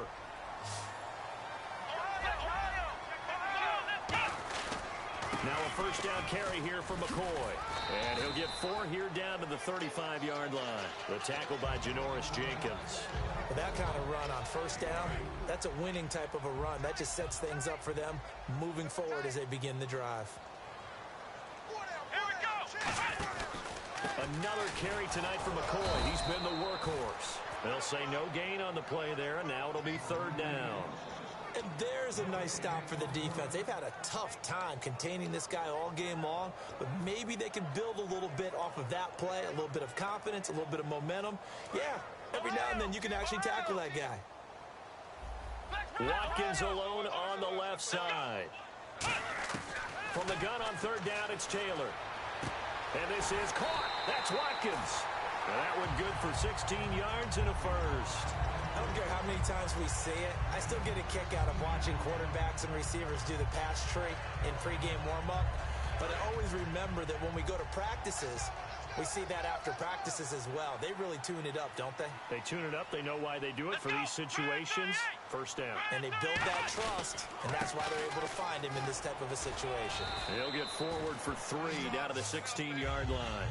We always like to talk about defense in terms of levels. First-level defensive line, second-level linebackers, third-level defensive backs. On that run, that was what we call a first-level run, and it was stopped by a second-level player. They'll run the option left. It'll be a minimum pickup, and it will take us to the 2-minute warning. Time for a break. We'll come back and see how it all shakes out after this. So they run it on second down. Now let's see what third down brings here for the offense. Again, we'll see the pistol here. Here's Taylor to throw. And a quick throw here, that's complete. And he picks up the first as he's able to take it down to the 7-yard line. He went full scale, loose, flexible, finding a way to catch the ball in some traffic for a key first down. A really nice job of adjusting the ball in the air. Not the most accurate of throws, but able to adjust and make the grab. No gain on the play that time, and it sets up 2nd and goal. And now the Giants will stop play as they take a timeout defensively. It's just their first. They've got 2 more to use here in the final stages. They come out here in the I. And here now it's 2nd and goal, ball on the 7-yard line. And this play does it. And now the Giants, they get the officials' attention and take another timeout. That'll leave them with just 1 remaining in this 4th quarter of play. We've got a 3rd and 11. But that certainly felt like an example of the defense just saying, okay, we've had enough. We've gotten mashed all night long. About time we got a good play in. But flip it over to the offensive side. They've got to be really upset that they allowed a play like that to happen. They were pitching such a great game. They want to keep it going. Call it a pickup of 7. And that will bring up an interesting decision here on 4th and goal. So a pressure kick here for Dan Carpenter. This for the lead in the final stages. And Carpenter knocks it through. And they have taken the lead here in the final 2 minutes. Now then, it's a big kick right there to give them the lead in the 4th. But, Charles, there is still time left for a final drive. Brandon, you know they would have liked to take the clock down just a little bit further, at least under a minute or so, but this was not over yet, especially since they just need a field goal. The Giants offense now, they get ready to head back on the field. They're only in need of a field goal, a decent amount of time on the clock, so tell me if I'm wrong. You don't have to be too panicked here. No, not at all. I agree with you. And this is where your preparation and your confidence comes into play. They've worked on these situations. They practice this all the time. They practice it all the time. They know what they want to get done. And in a lot of cases, the great competitors, they love this situation. They think they can go ahead and get it done. They practiced it. We'll see if practice makes perfect. Back to throw. And, oh, a crusher there as it's intercepted. Picked off by Corey Graham. And the possession is theirs at their own 43-yard line. Now the Bills offense gets ready to head back onto the field. They have the 3-point lead. Defense did their job. Now, late game. Although it looks good, you know the coaches, they haven't counted this as a victory yet. I agree with you totally. Big applause for the defense, but no one is taking their headset off on the sidelines. They don't believe this game is over. The offense has to close this one out by taking care of the football. They'll try to close it out now.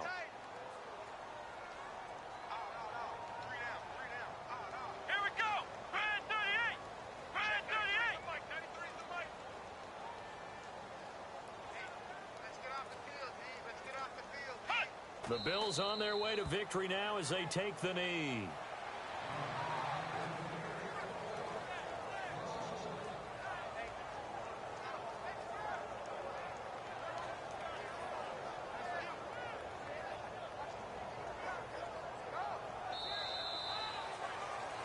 A lot of scoring. There's no doubt about that in this one, Charles. Points, they were not at a premium. They were pretty easy to come by. They were, but it was fun, wasn't it? Because both teams finding ways to click. And you know people who love this game, they also love baseball games that are 14-11 with 3 or 4 home runs mixed in.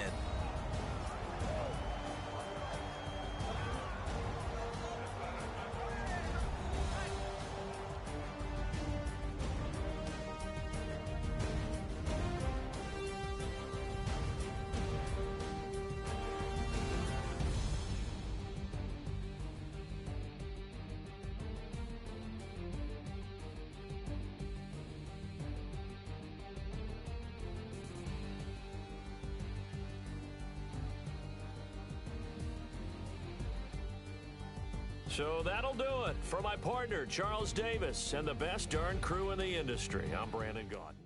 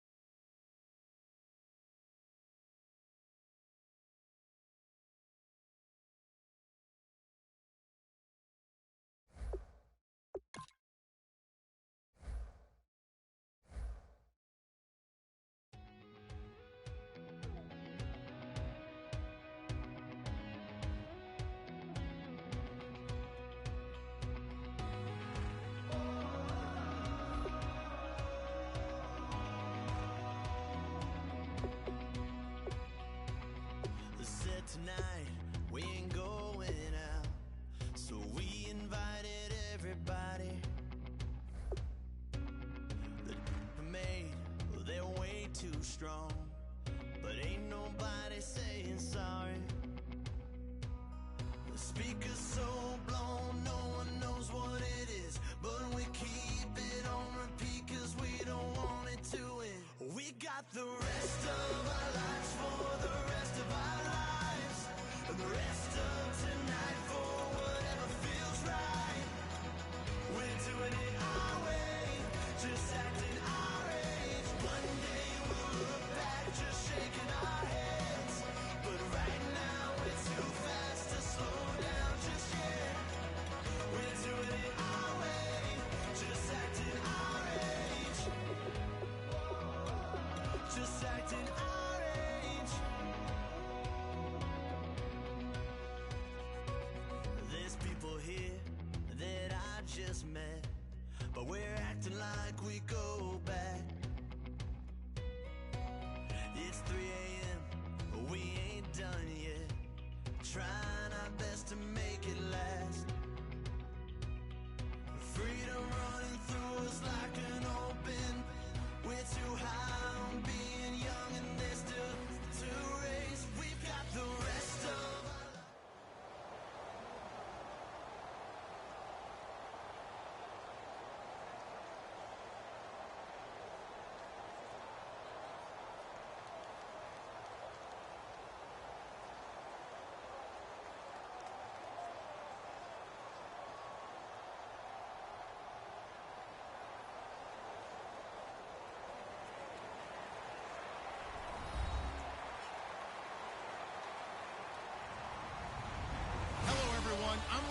Ridley.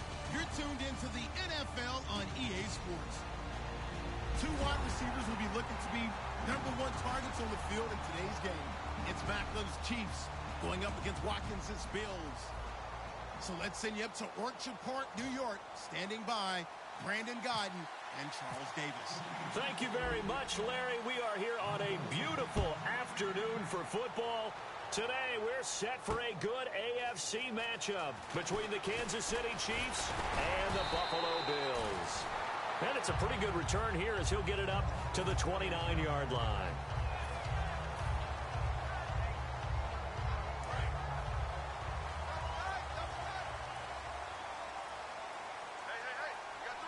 They'll come out in the pistol. And the wideout in motion. Here's the first carry for LaShawn McCoy. Call it no gain on the play, and it'll be second down. And how about this wide receiving core, Charles? Well, I was at the hotel watching a little film, and you popped your head in and said, these receivers are pretty good from what I can tell. You're exactly right. Can't wait to see them do their thing out on the field. Now Taylor.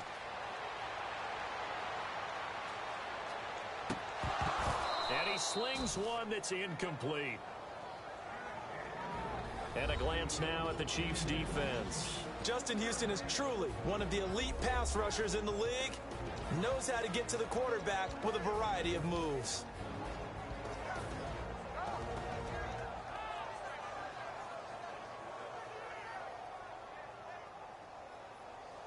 So now an early 3rd and 10 here on their opening drive.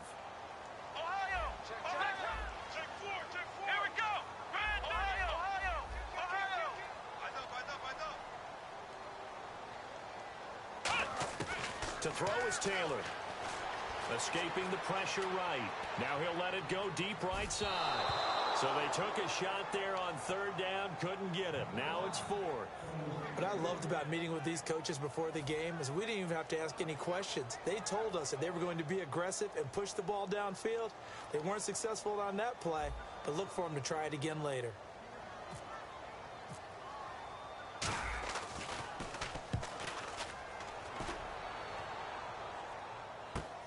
This will be fielded at the 17. 51 yards on the punt there. And out will come the offense as they take over.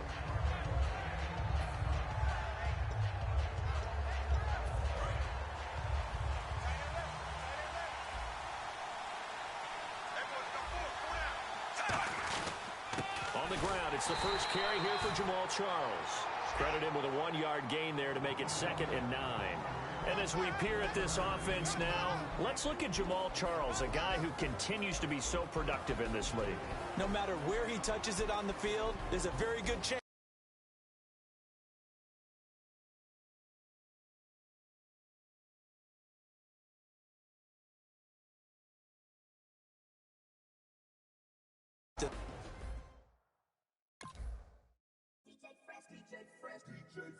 Now I've been in New York, Texas, Midwest, and it all reminds me of California, cause there's no place like California.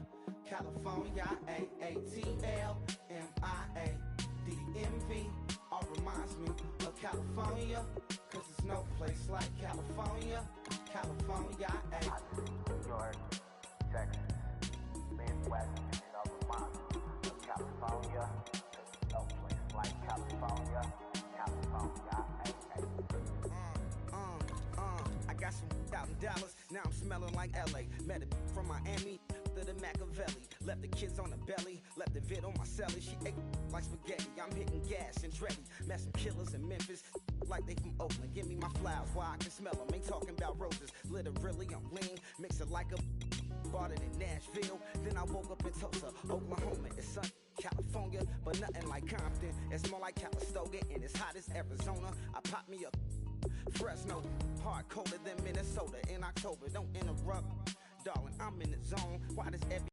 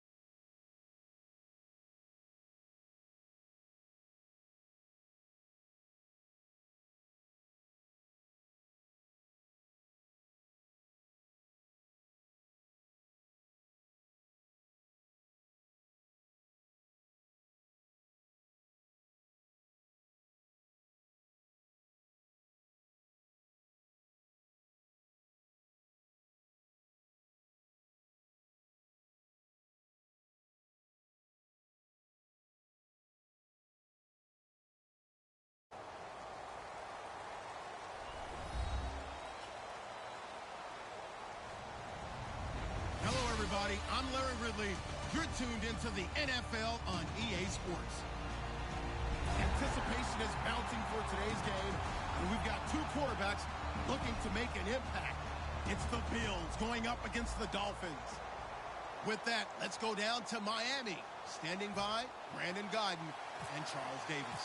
Larry, we come to you from a city that's played host to 10 Super Bowls with an 11th on the way in 2020. Yes, we are in beautiful Miami, Florida. Today, we've got an AFC East matchup between the Buffalo Bills and the...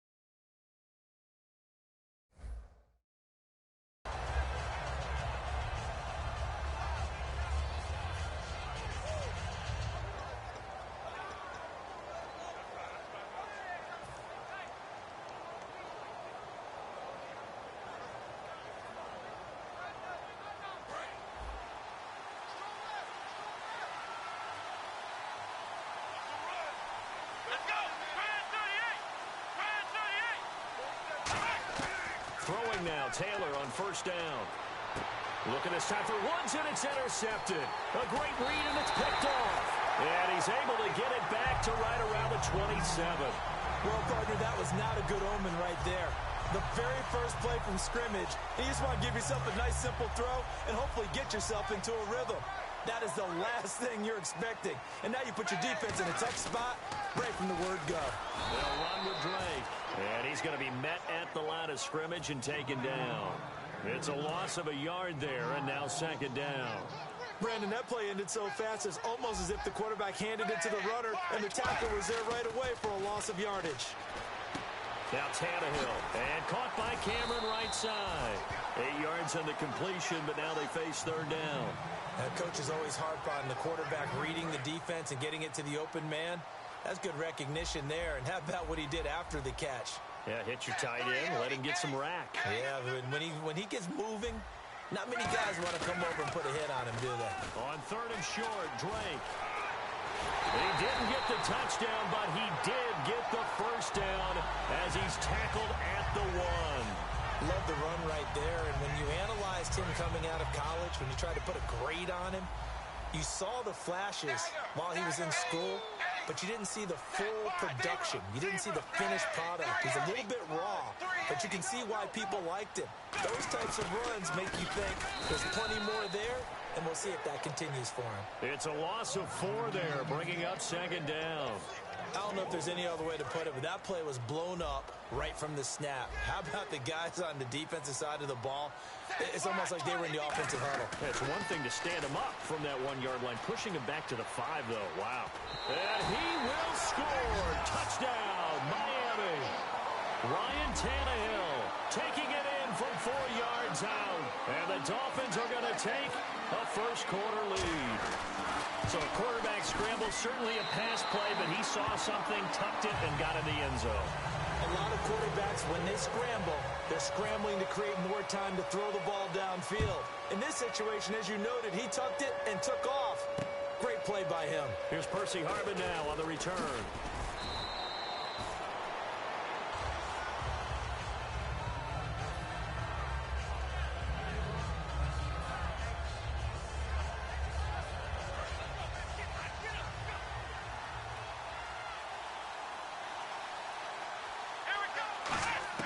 Trying to shake off the interception. He'll look to throw. He rifles one that's intercepted. A great read, and it's picked off. Well, we can easily say what a start defensively. First quarter, and the defense already got the lead before they even stepped on the field. And now they come up with an interception on the very first play they're out there. If they can turn this into points, that would be an absolute dream start to this game.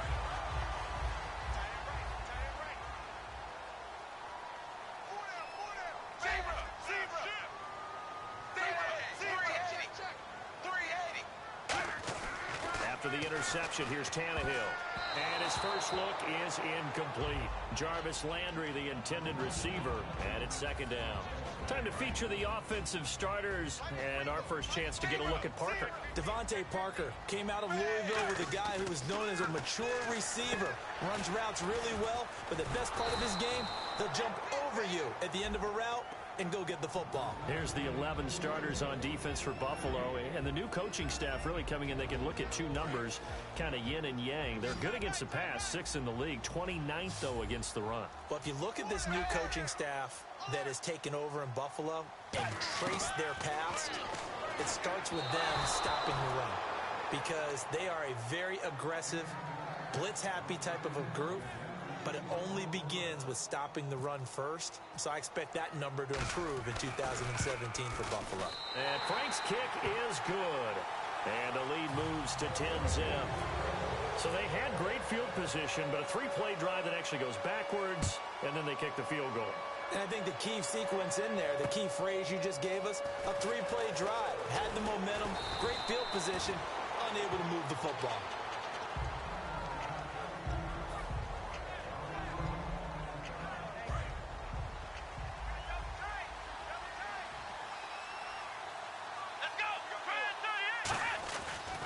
They'll start on the ground with McCoy. And running room scarce here. He's going to be stopped in his tracks at the line of scrimmage. No gain on the play there. It'll be second down. Here's the offensive unit, and heads up. Look out for the Clemson Tiger. Sammy Watkins was brought in to make plays. That's what he specializes in. Out on the perimeter or going inside. Now Taylor to throw on second down. He's going to air it out deep for Woods. And both guys were there, but it falls incomplete. And let's run through the Dolphins' defense. The competition to go to the Pro Bowl at safety is fierce in the NFL. But Rashad Jones makes his case year in and year out as one who should go. On third down, Taylor. And the open receiver, it's Robert Woods. Just a 5-yard pickup, and it leads to fourth down. They didn't get the first down, but I have to say I do like the call. I like what they were trying to do. Try and hit your receiver on the run and see if he can pick it up. Keep it on his feet, get a little rack yardage. Yeah, but a nice job defensively to get to him and keep him short of the first. Here we go. They'll indeed go for it. It's Taylor. Looking for his tight end on the corner. It's complete. It'll be a gain of 15 on the play. And they're able to pick up the conversion here on fourth down. I don't know if I agree with that. I guess they don't care if I agree with that. Boy, you have to be surprised by that, right? I definitely was surprised that they decided to go for it in this situation. But they must have either felt like they either had a great play call on or they're trying to show extreme confidence.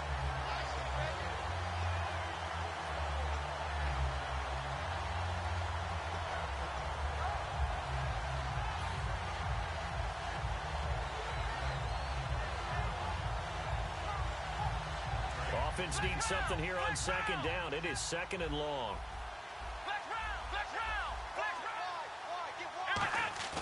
Now it's Taylor. He's going to look deep for Watkins. So the long attempt falls innocently to the ground, and it brings up third. One of the toughest things about playing defensive back is pattern reading, trying to figure out what they're doing. And on that one, they had to fly, just sending a guy downfield with the in route accompanying it, what people call a dagger route, trying to hit the guy underneath after the clear out.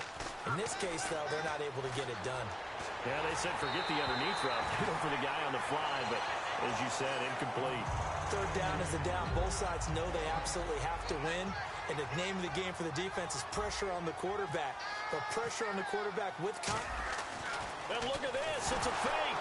Nowhere to go here. He lost the football. Now this is picked up by the Bills. Out comes the Miami offensive unit now. They get set to take over. And last time they got 3 points, but it was a chip shot field goal. And when you go to the sideline after a chip shot field goal, maybe the offense not too happy. It's a balancing act, isn't it? Because you're exactly right. They're none too pleased that they didn't punch it in for 6 points. But they also have to remember they did put points on the board. 3 points is 3 points. And in this league, you take points when you can get them. Not easily done. On 2nd and 10, Tannehill. Hit as he throws there, incomplete. Devontae Parker, the intended receiver, 3rd down here. So much of this game is about leverage. We always talk about low man wins in the trenches. Well, it's like that in just about every position. And sometimes, if you lose that leverage and you're losing the battle, just jump up at the line of scrimmage and try and bat the ball away. And that's exactly what happened there. It's complete to Parker, left side. The completion good for only 6, and that'll bring up 4th. Partner, I think that completion takes the definition of dink and dunk to a different level, doesn't it? It does, and the defense was right there, kind of played into their hands. And Frank's kick is good. And that'll push the lead up to 13-0. So a good kick there, and they finish off the drive with 3. And that should be the goal for an offense. Finish each drive with points. So that's a nice job there to come away with at least something. Here's Harvin. And not a bad return. Here he gets it out to the 25-yard line. And here come the Bills. And on that last drive, went for it on 4th, turned it over. A good job by their defense, though. They held them to 3, but this offense, they've got to be a little bit better, a little bit more careful here. And sometimes when you see these calls on 4th down, when they decide to go for it, it's not necessarily the coach saying, I believe. And pressure coming, and they got him once again. Andre Branch in there to make the sack. He buries him for a loss of 10. And this should be the final play before the quarter ends. With Charles Davis, I'm Brandon Gordon. Second quarter about to get underway with the Bills in possession. But they face a 2nd and long to start things out.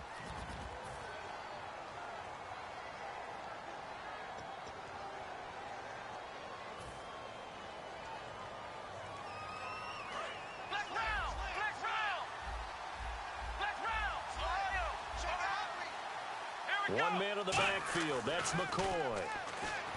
Taylor will throw. Oh, the ball comes out on the hit, but they'll say it's incomplete. The good signal callers would never go back in the huddle and play the blame game because they need those guys to protect him. But on that last one, his offensive line, they lost their leverage very quickly, and that's why they were able to get to him and hit him as he tried to throw the football and force an incompletion. 3rd and long, it's Taylor. He's got time. And this is caught by Watkins. And a nice gain of 21 yards. And fits the exact right word. Over the middle, there's almost always traffic, so anytime you're a receiver in that area, you're not just focused on catching the football.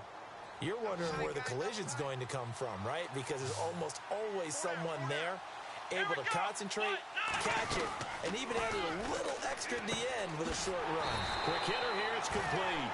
A loss of a full 3 yards, and now it's 2nd down. They threw the screen to the perimeter, but to no benefit at all. Tackled behind the line of scrimmage for a loss of yardage.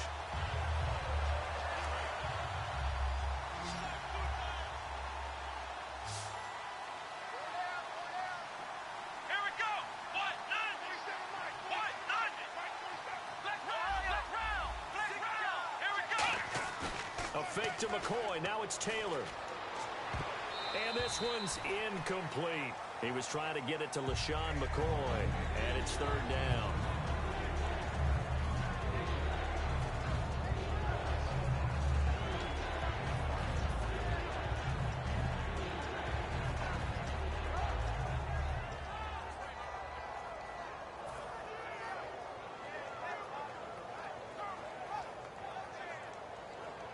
Wonder what's in the offensive playbook on 3rd and 13. We're about to find out. And some changes here as the D-line separates some. Taylor will throw again. And for the 3rd time here in this half, it's intercepted. They find some open field here.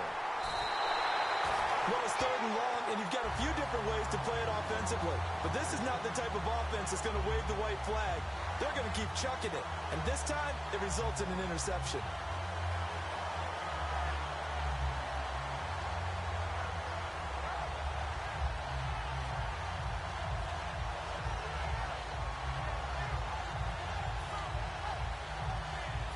And they'll start this drive with very good field position.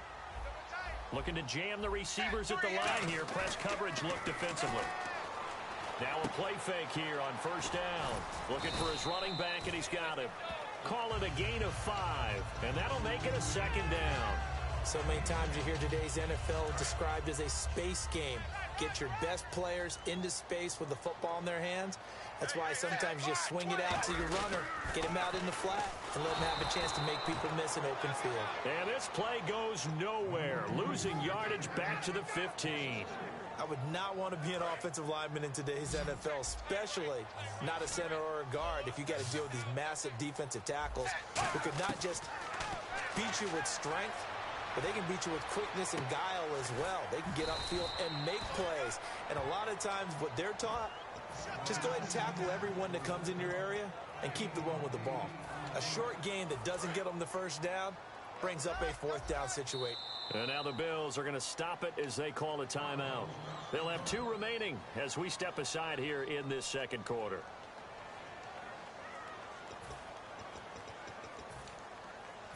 And no move to get the offense off the field. They'll stay put on 4th and 1. They come out here in the eye. They'll run. It's Drake. And he will take it in for a Dolphins touchdown. Kenyon Drake taking it in from 7 yards away. And the Dolphins add on to their lead. And while no one on the offensive line will get the 6 points next to their name, they should be credited with this one. Tremendous blocking to get the runner into the end zone. Frank's now on to kick it away after the touchdown. And they will not get a chance to return this one as it's through the end zone for a touchback. Here's the Buffalo offense now as they get set to take over here. And following the interception, we'll see what they can put together on this drive. I can hear my old college coach right now. He always used to tell us before every game, the team making the fewest mistakes will win. What they're hoping is that that last mistake is their only one of the game. Coaches, that's all they talk about, turnovers, right? Minimizing those and maximizing opportunities. Looking left side for Watkins, and he's got him. I know the object for us when we call games is to be neutral, but I have to tell you, I am rooting so hard for Sammy Watkins to have an injury-free next season, just to see everything that he can do and give himself the best opportunity so that we can see it. Yeah, over the last 2 years, he's missed 11 games. It's tough. The one bright spot for him, though, is Clemson Tigers did win the national championship. Yeah, I think that's going to give him a little bit of comfort, but what he wants more than anything, a healed foot and a chance to be the #1 receiver he was drafted to be. And Buffalo wants that, too. I know many people like to throw to the tight end, maybe in a little flexed out position because he creates mismatches with his size. But slot receivers do the same thing with their quickness, their speed, and their route running savvy. We'll try a little trickery here on the end around. Call it a gain of a yard, and it's going to bring up 3rd and 5. Well, it wasn't much of a gain, but we're getting near the 2-minute warning, so maybe they just want to get to that point, regroup, and decide what they want to do the rest of the half. And now we're circling here around the 2-minute warning. This is a setup play, trying to get one last one in before the clock warning. Taylor. Got a man, and he hits him in stride. And he will have first down yardage as he's brought down at the 41. So 1:56 to play in this first half. We'll come back to Miami after this.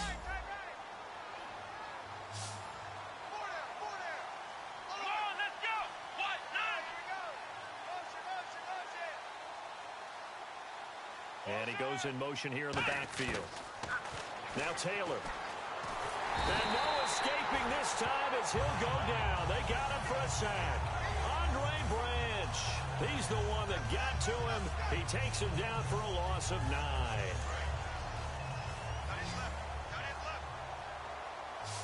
And no press coverage here. They are backing off in the secondary. Here's Taylor. He's going to rifle one deep left side. And his pass is intercepted for the 4th time today. A great read, and it's picked off. And a big turnover there as his guys will get the football back. The Dolphins offense now heads back on the field. And that recipe on their last drive that resulted in a touchdown looks pretty good, so they'll be hoping to do that once more. And it takes me back to when we sat with the offensive coordinator and the head coach. They felt pretty good about their game plan and thought there were some holes in the defense, and they exploited them the last time out. Let's see if they can come back and put together a similar drive. And we'll see if they can do just that. And Landry just snuck into the top 10 this year in receiving yardage, 1,136, finishing the year with 94 catches. And what makes him super dangerous is his ability to convert. Well, this is taken in. It's complete. And he's taken down, but not before getting this across midfield and just shy of the 40. And it's fun to watch Ryan Tannehill throw the deep ball. Big frame, big arm.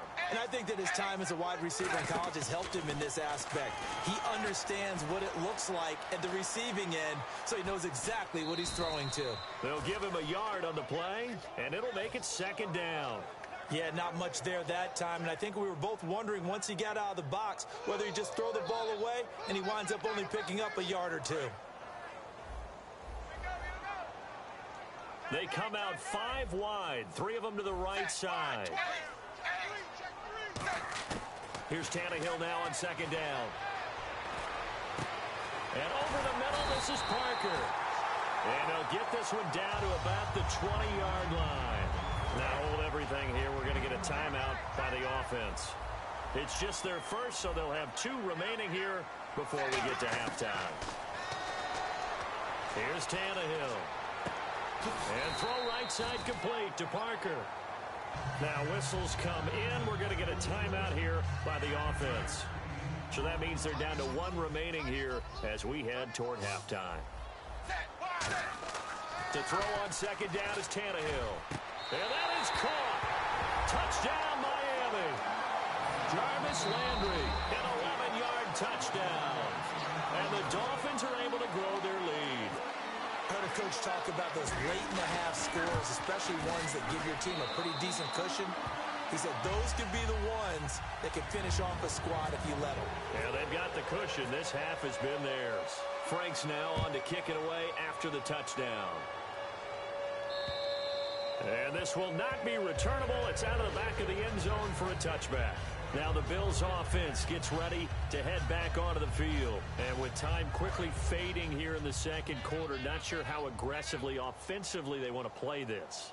I think we'll find out just how much they trust their guys in this situation if they decide to take a shot. And he delivers a strike complete to Watkins. A gain of 6 there on first. And a pretty simple completion there underneath, but a successful one for the offense. Partner, doesn't have to be the big shots downfield all the time. Having that safety net underneath is a great thing for a quarterback. He's going to look deep down the field. And now here is another interception. A great read, and it's picked off. And his guys have got it back at the closing stages of the first half. So now here come the Dolphins. And with time quickly fading here in the second quarter, not sure how aggressively, offensively they want to play this. I think we'll find out just how much they trust their guys in this situation. Now that'll be tipped and intercepted. Picked off by Corey Graham.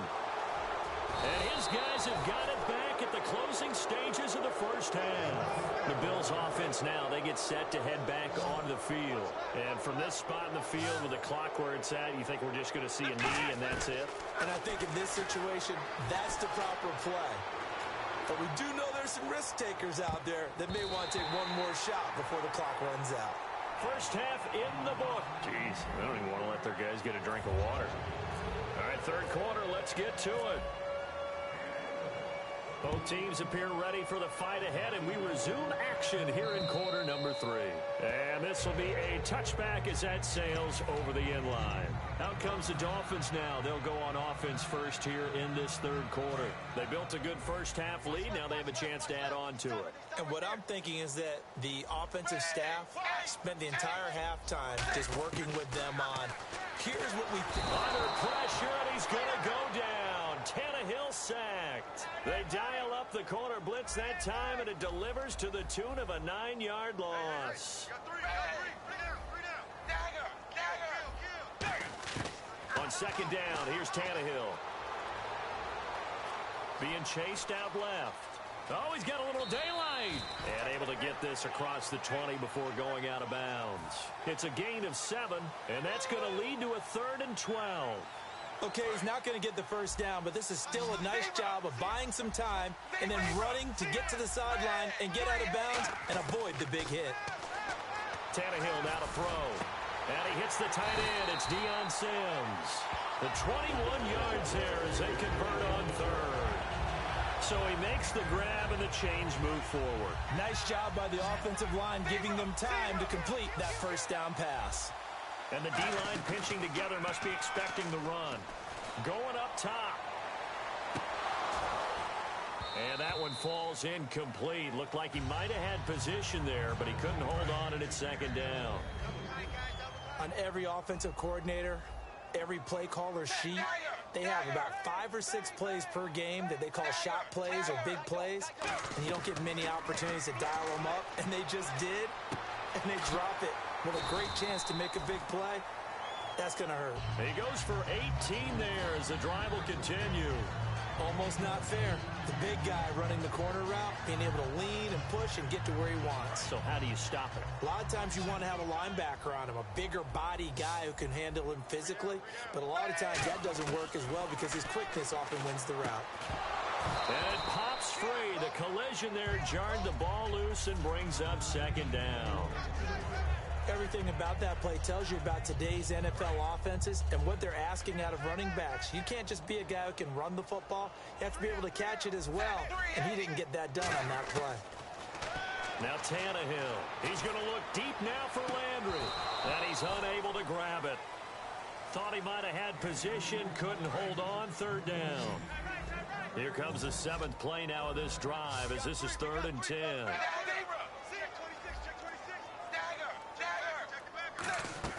Throwing on 3rd down, Tannehill. And he hits his target. It's Kenny Stills. And a gain there of 11 yards. So on that play, defense was in the zone. They ran a crossing route offensively, but the defense there, you got to be good with communication, don't you? You certainly do, and it's not something that is really evident when you watch it on the screen. But everyone's talking, communicating, pointing, and it keeps you from chasing receivers because you have a specific zone you have to cover. When a receiver's in your zone and he crosses to another one, you got to let your guy know. They got a completion there, but I like the discipline they showed to stay in their proper areas and then make the tackle. Throwing again is Tannehill. It's complete to Parker, left side. And he will take it in for a Dolphins touchdown. Devontae Parker from 19 yards away. And the Dolphins just continue to pour it on. And he's been a busy man, 5 for 5 now as he knocks another one through to extend the lead.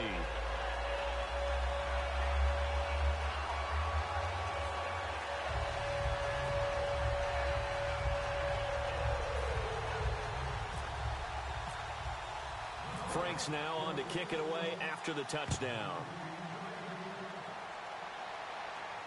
Here's Harvin. A strong running. Now we take a glance at the offense as they work their way back out for their first possession of the second half. They trail offense, first time to touch the ball in quarter 3, and we'll see what they can do. And I can't wait to see what they have planned because some teams script to start a half. Other teams just go, okay, these are the sequence of plays we want to run. These things worked well for us. And sometimes they throw in that big chunk play right away. Shocker. Try and get after them early and try and create a big play to give themselves some momentum. See what they have up their sleeve. Taylor will throw. Airing it out deep for Woods. He couldn't quite hold it. Got hit. Ball pops out. Incomplete.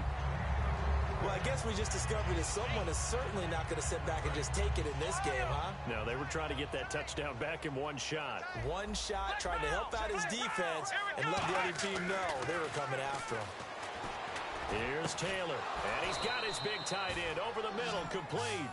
A good pickup there, 26 yards. He had time, was able to survey the field and find a soft spot in that zone coverage. And that's where it gets difficult for a defender, Brandon. You go to your spots on the field that you have to cover, and when the offense finds it... This is caught inside the 15. And all the way home for a Bills touchdown. A big play there. 54 yards. And the Bills cut into that lead. And he showcased his blazing speed on that one. Was he wearing football cleats or track spikes? Because he was gone. Big-time play. And just think about what that does if you're a receiver on the team with him. Well, that's got to open things up for you as well, because if I'm a defense, I've got to get back deeper and deeper in order front, but I'm not sure how many can actually keep him in front with that speed. After the TD, here's Carpenter on to kick it away. That's fielded in the end zone.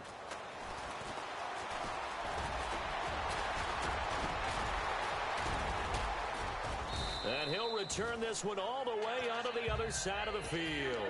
And out come the Dolphins now. And that last drive, so effective in the passing game, resulting in the touchdown. Maybe not many people were focused on the trenches. There was good protection there. Excellent protection. So now defensively, you've almost got to get down in those starters blocks like you're a sprinter. Get loaded in those guys on offense and find a way to roar through them or around them to get into the face of the passer. Easier said than done, though. Way easier said than done. But they've got to try something because right now they're just cutting them to shreds. Looking for the out route. It's completed to Landry. And all the way in for a Miami touchdown. Jarvis Landry, his second touchdown of the afternoon. And the Dolphins have got it on cruise control. And he's been a busy man, 5 for 5 now as he knocks another one through to extend the lead. Frank's now on to kick it away after the touchdown. This will be taken in at the 1.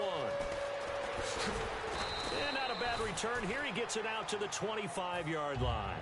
And now out come the Bills. Last time they were out, they scored. Still trailing here, though, so some work to do. But it's okay in terms of mindset. Because they scored the last time, they're not quite as worried about being down on the scoreboard because now their confidence is a little bit higher.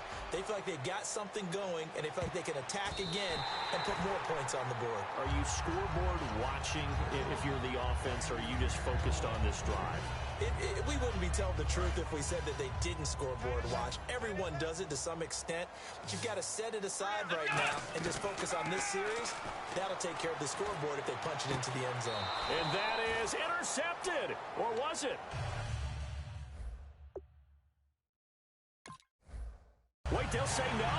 No interception. He did not keep the feet in bounds, apparently. So that's just going to be an incompletion.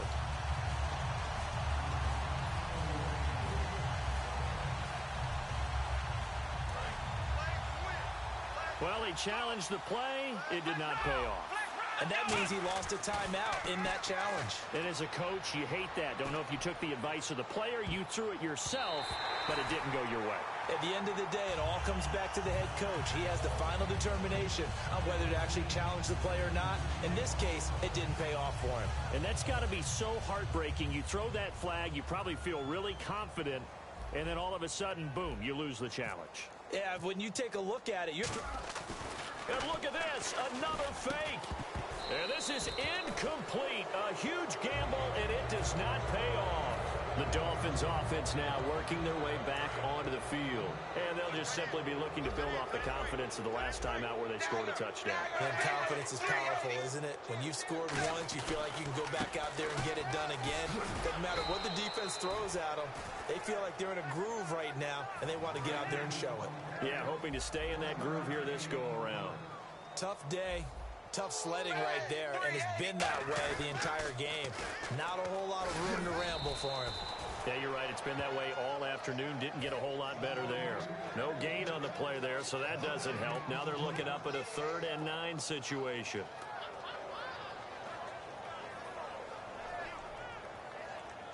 Still 9 yards to go on 3rd down.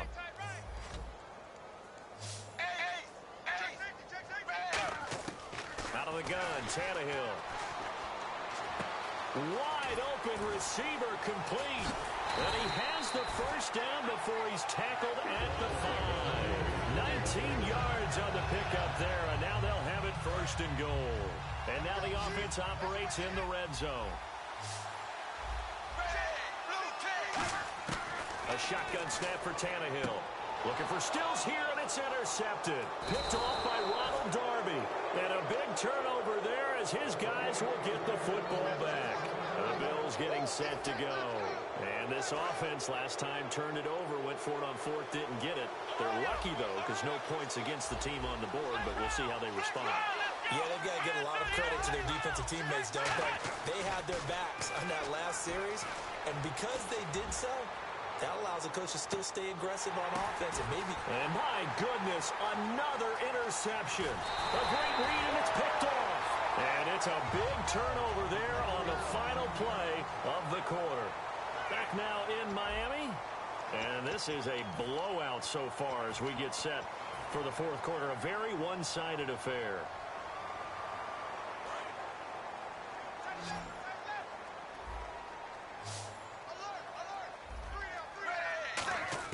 They go back to the air here after the INT on the last drive. He was trying to get that one to Kenny Stills, and that'll bring up second down. Second down following the incompletion.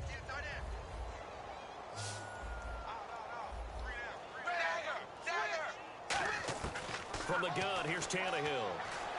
He's got time in the pocket. Going deep, and he's going to be intercepted a third time. Picked off by Corey Graham. And a big turnover there as his guys will get the football back. Back onto the field now comes the Bills offense. And last time, one play interception. So this offense, they should be fresh. That's a good way of putting it. And I can't wait to see what they decide to do with play calling. Because a one-play drive where you throw an interception, a lot of people think the very next time out, run the football, don't give them a chance. Maybe play action. I think maybe you go play action, show your quarterback, you get a little confidence in him, and let him fling another one. Fresh set of downs here. Watch 85, all going 85. Watch 85. Click round.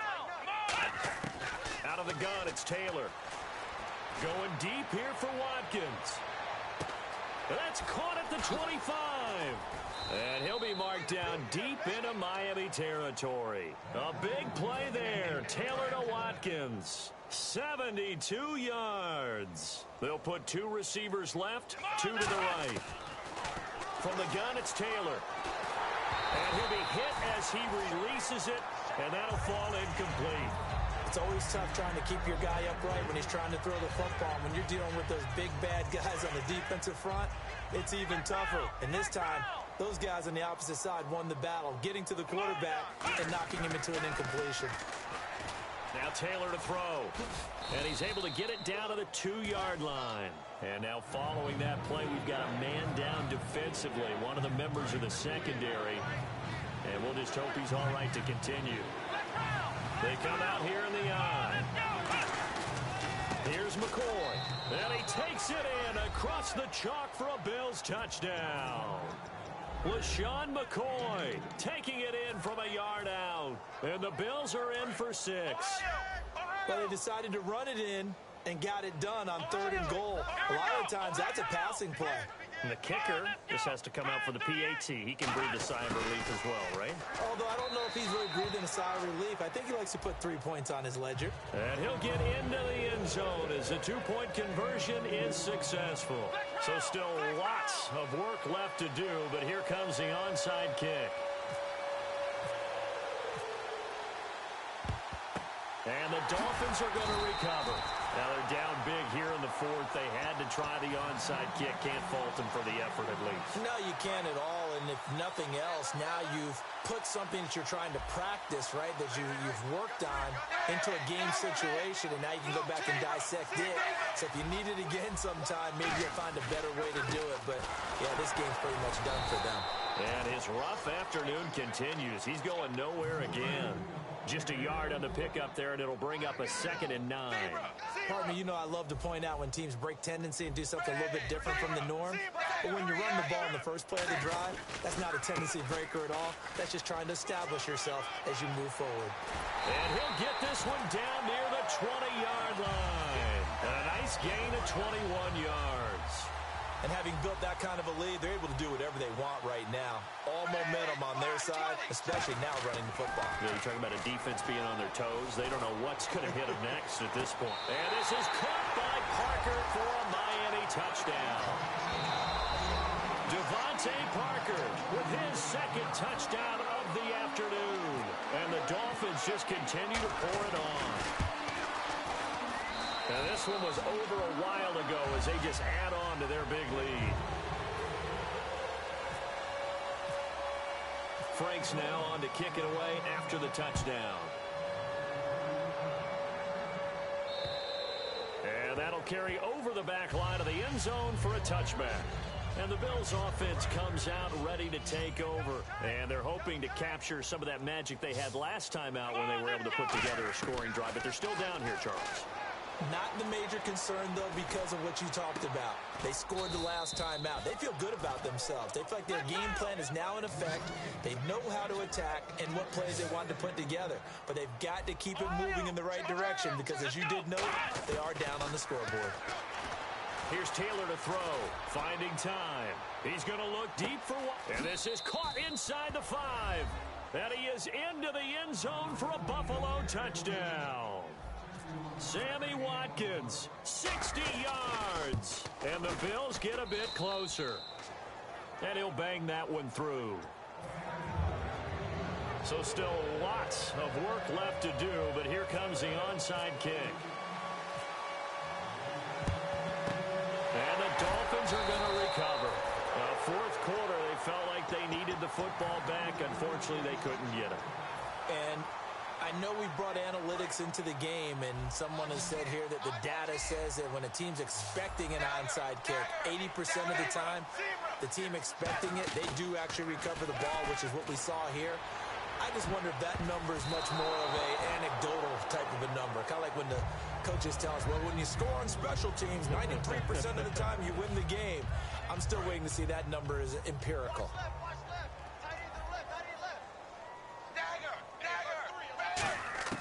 On 2nd and 10, Tannehill. Oh, he's got a man wide open, complete. And he's going to be taken down, but not before reaching the 15-yard line. A big play there for the Dolphins. 30 yards. And with that last play, he's now up over that 300-yard mark. And in today's NFL... And they are going to score again. Yet another touchdown as they just add to their totals. And now we've hit that stage of the game, partner, where one of our predecessors, one of the great commentators of all time, he used to sing in this situation when this game appeared to be over. I know the fat lady's been singing for some time. No, not her at all. This but one of our she's guys. singing too. No, she's she's on like the 5th tune. Yeah, she left Scales way behind, but he used to sing something about turning out the lights. The party was over. Now the Bills offense gets ready to head back on.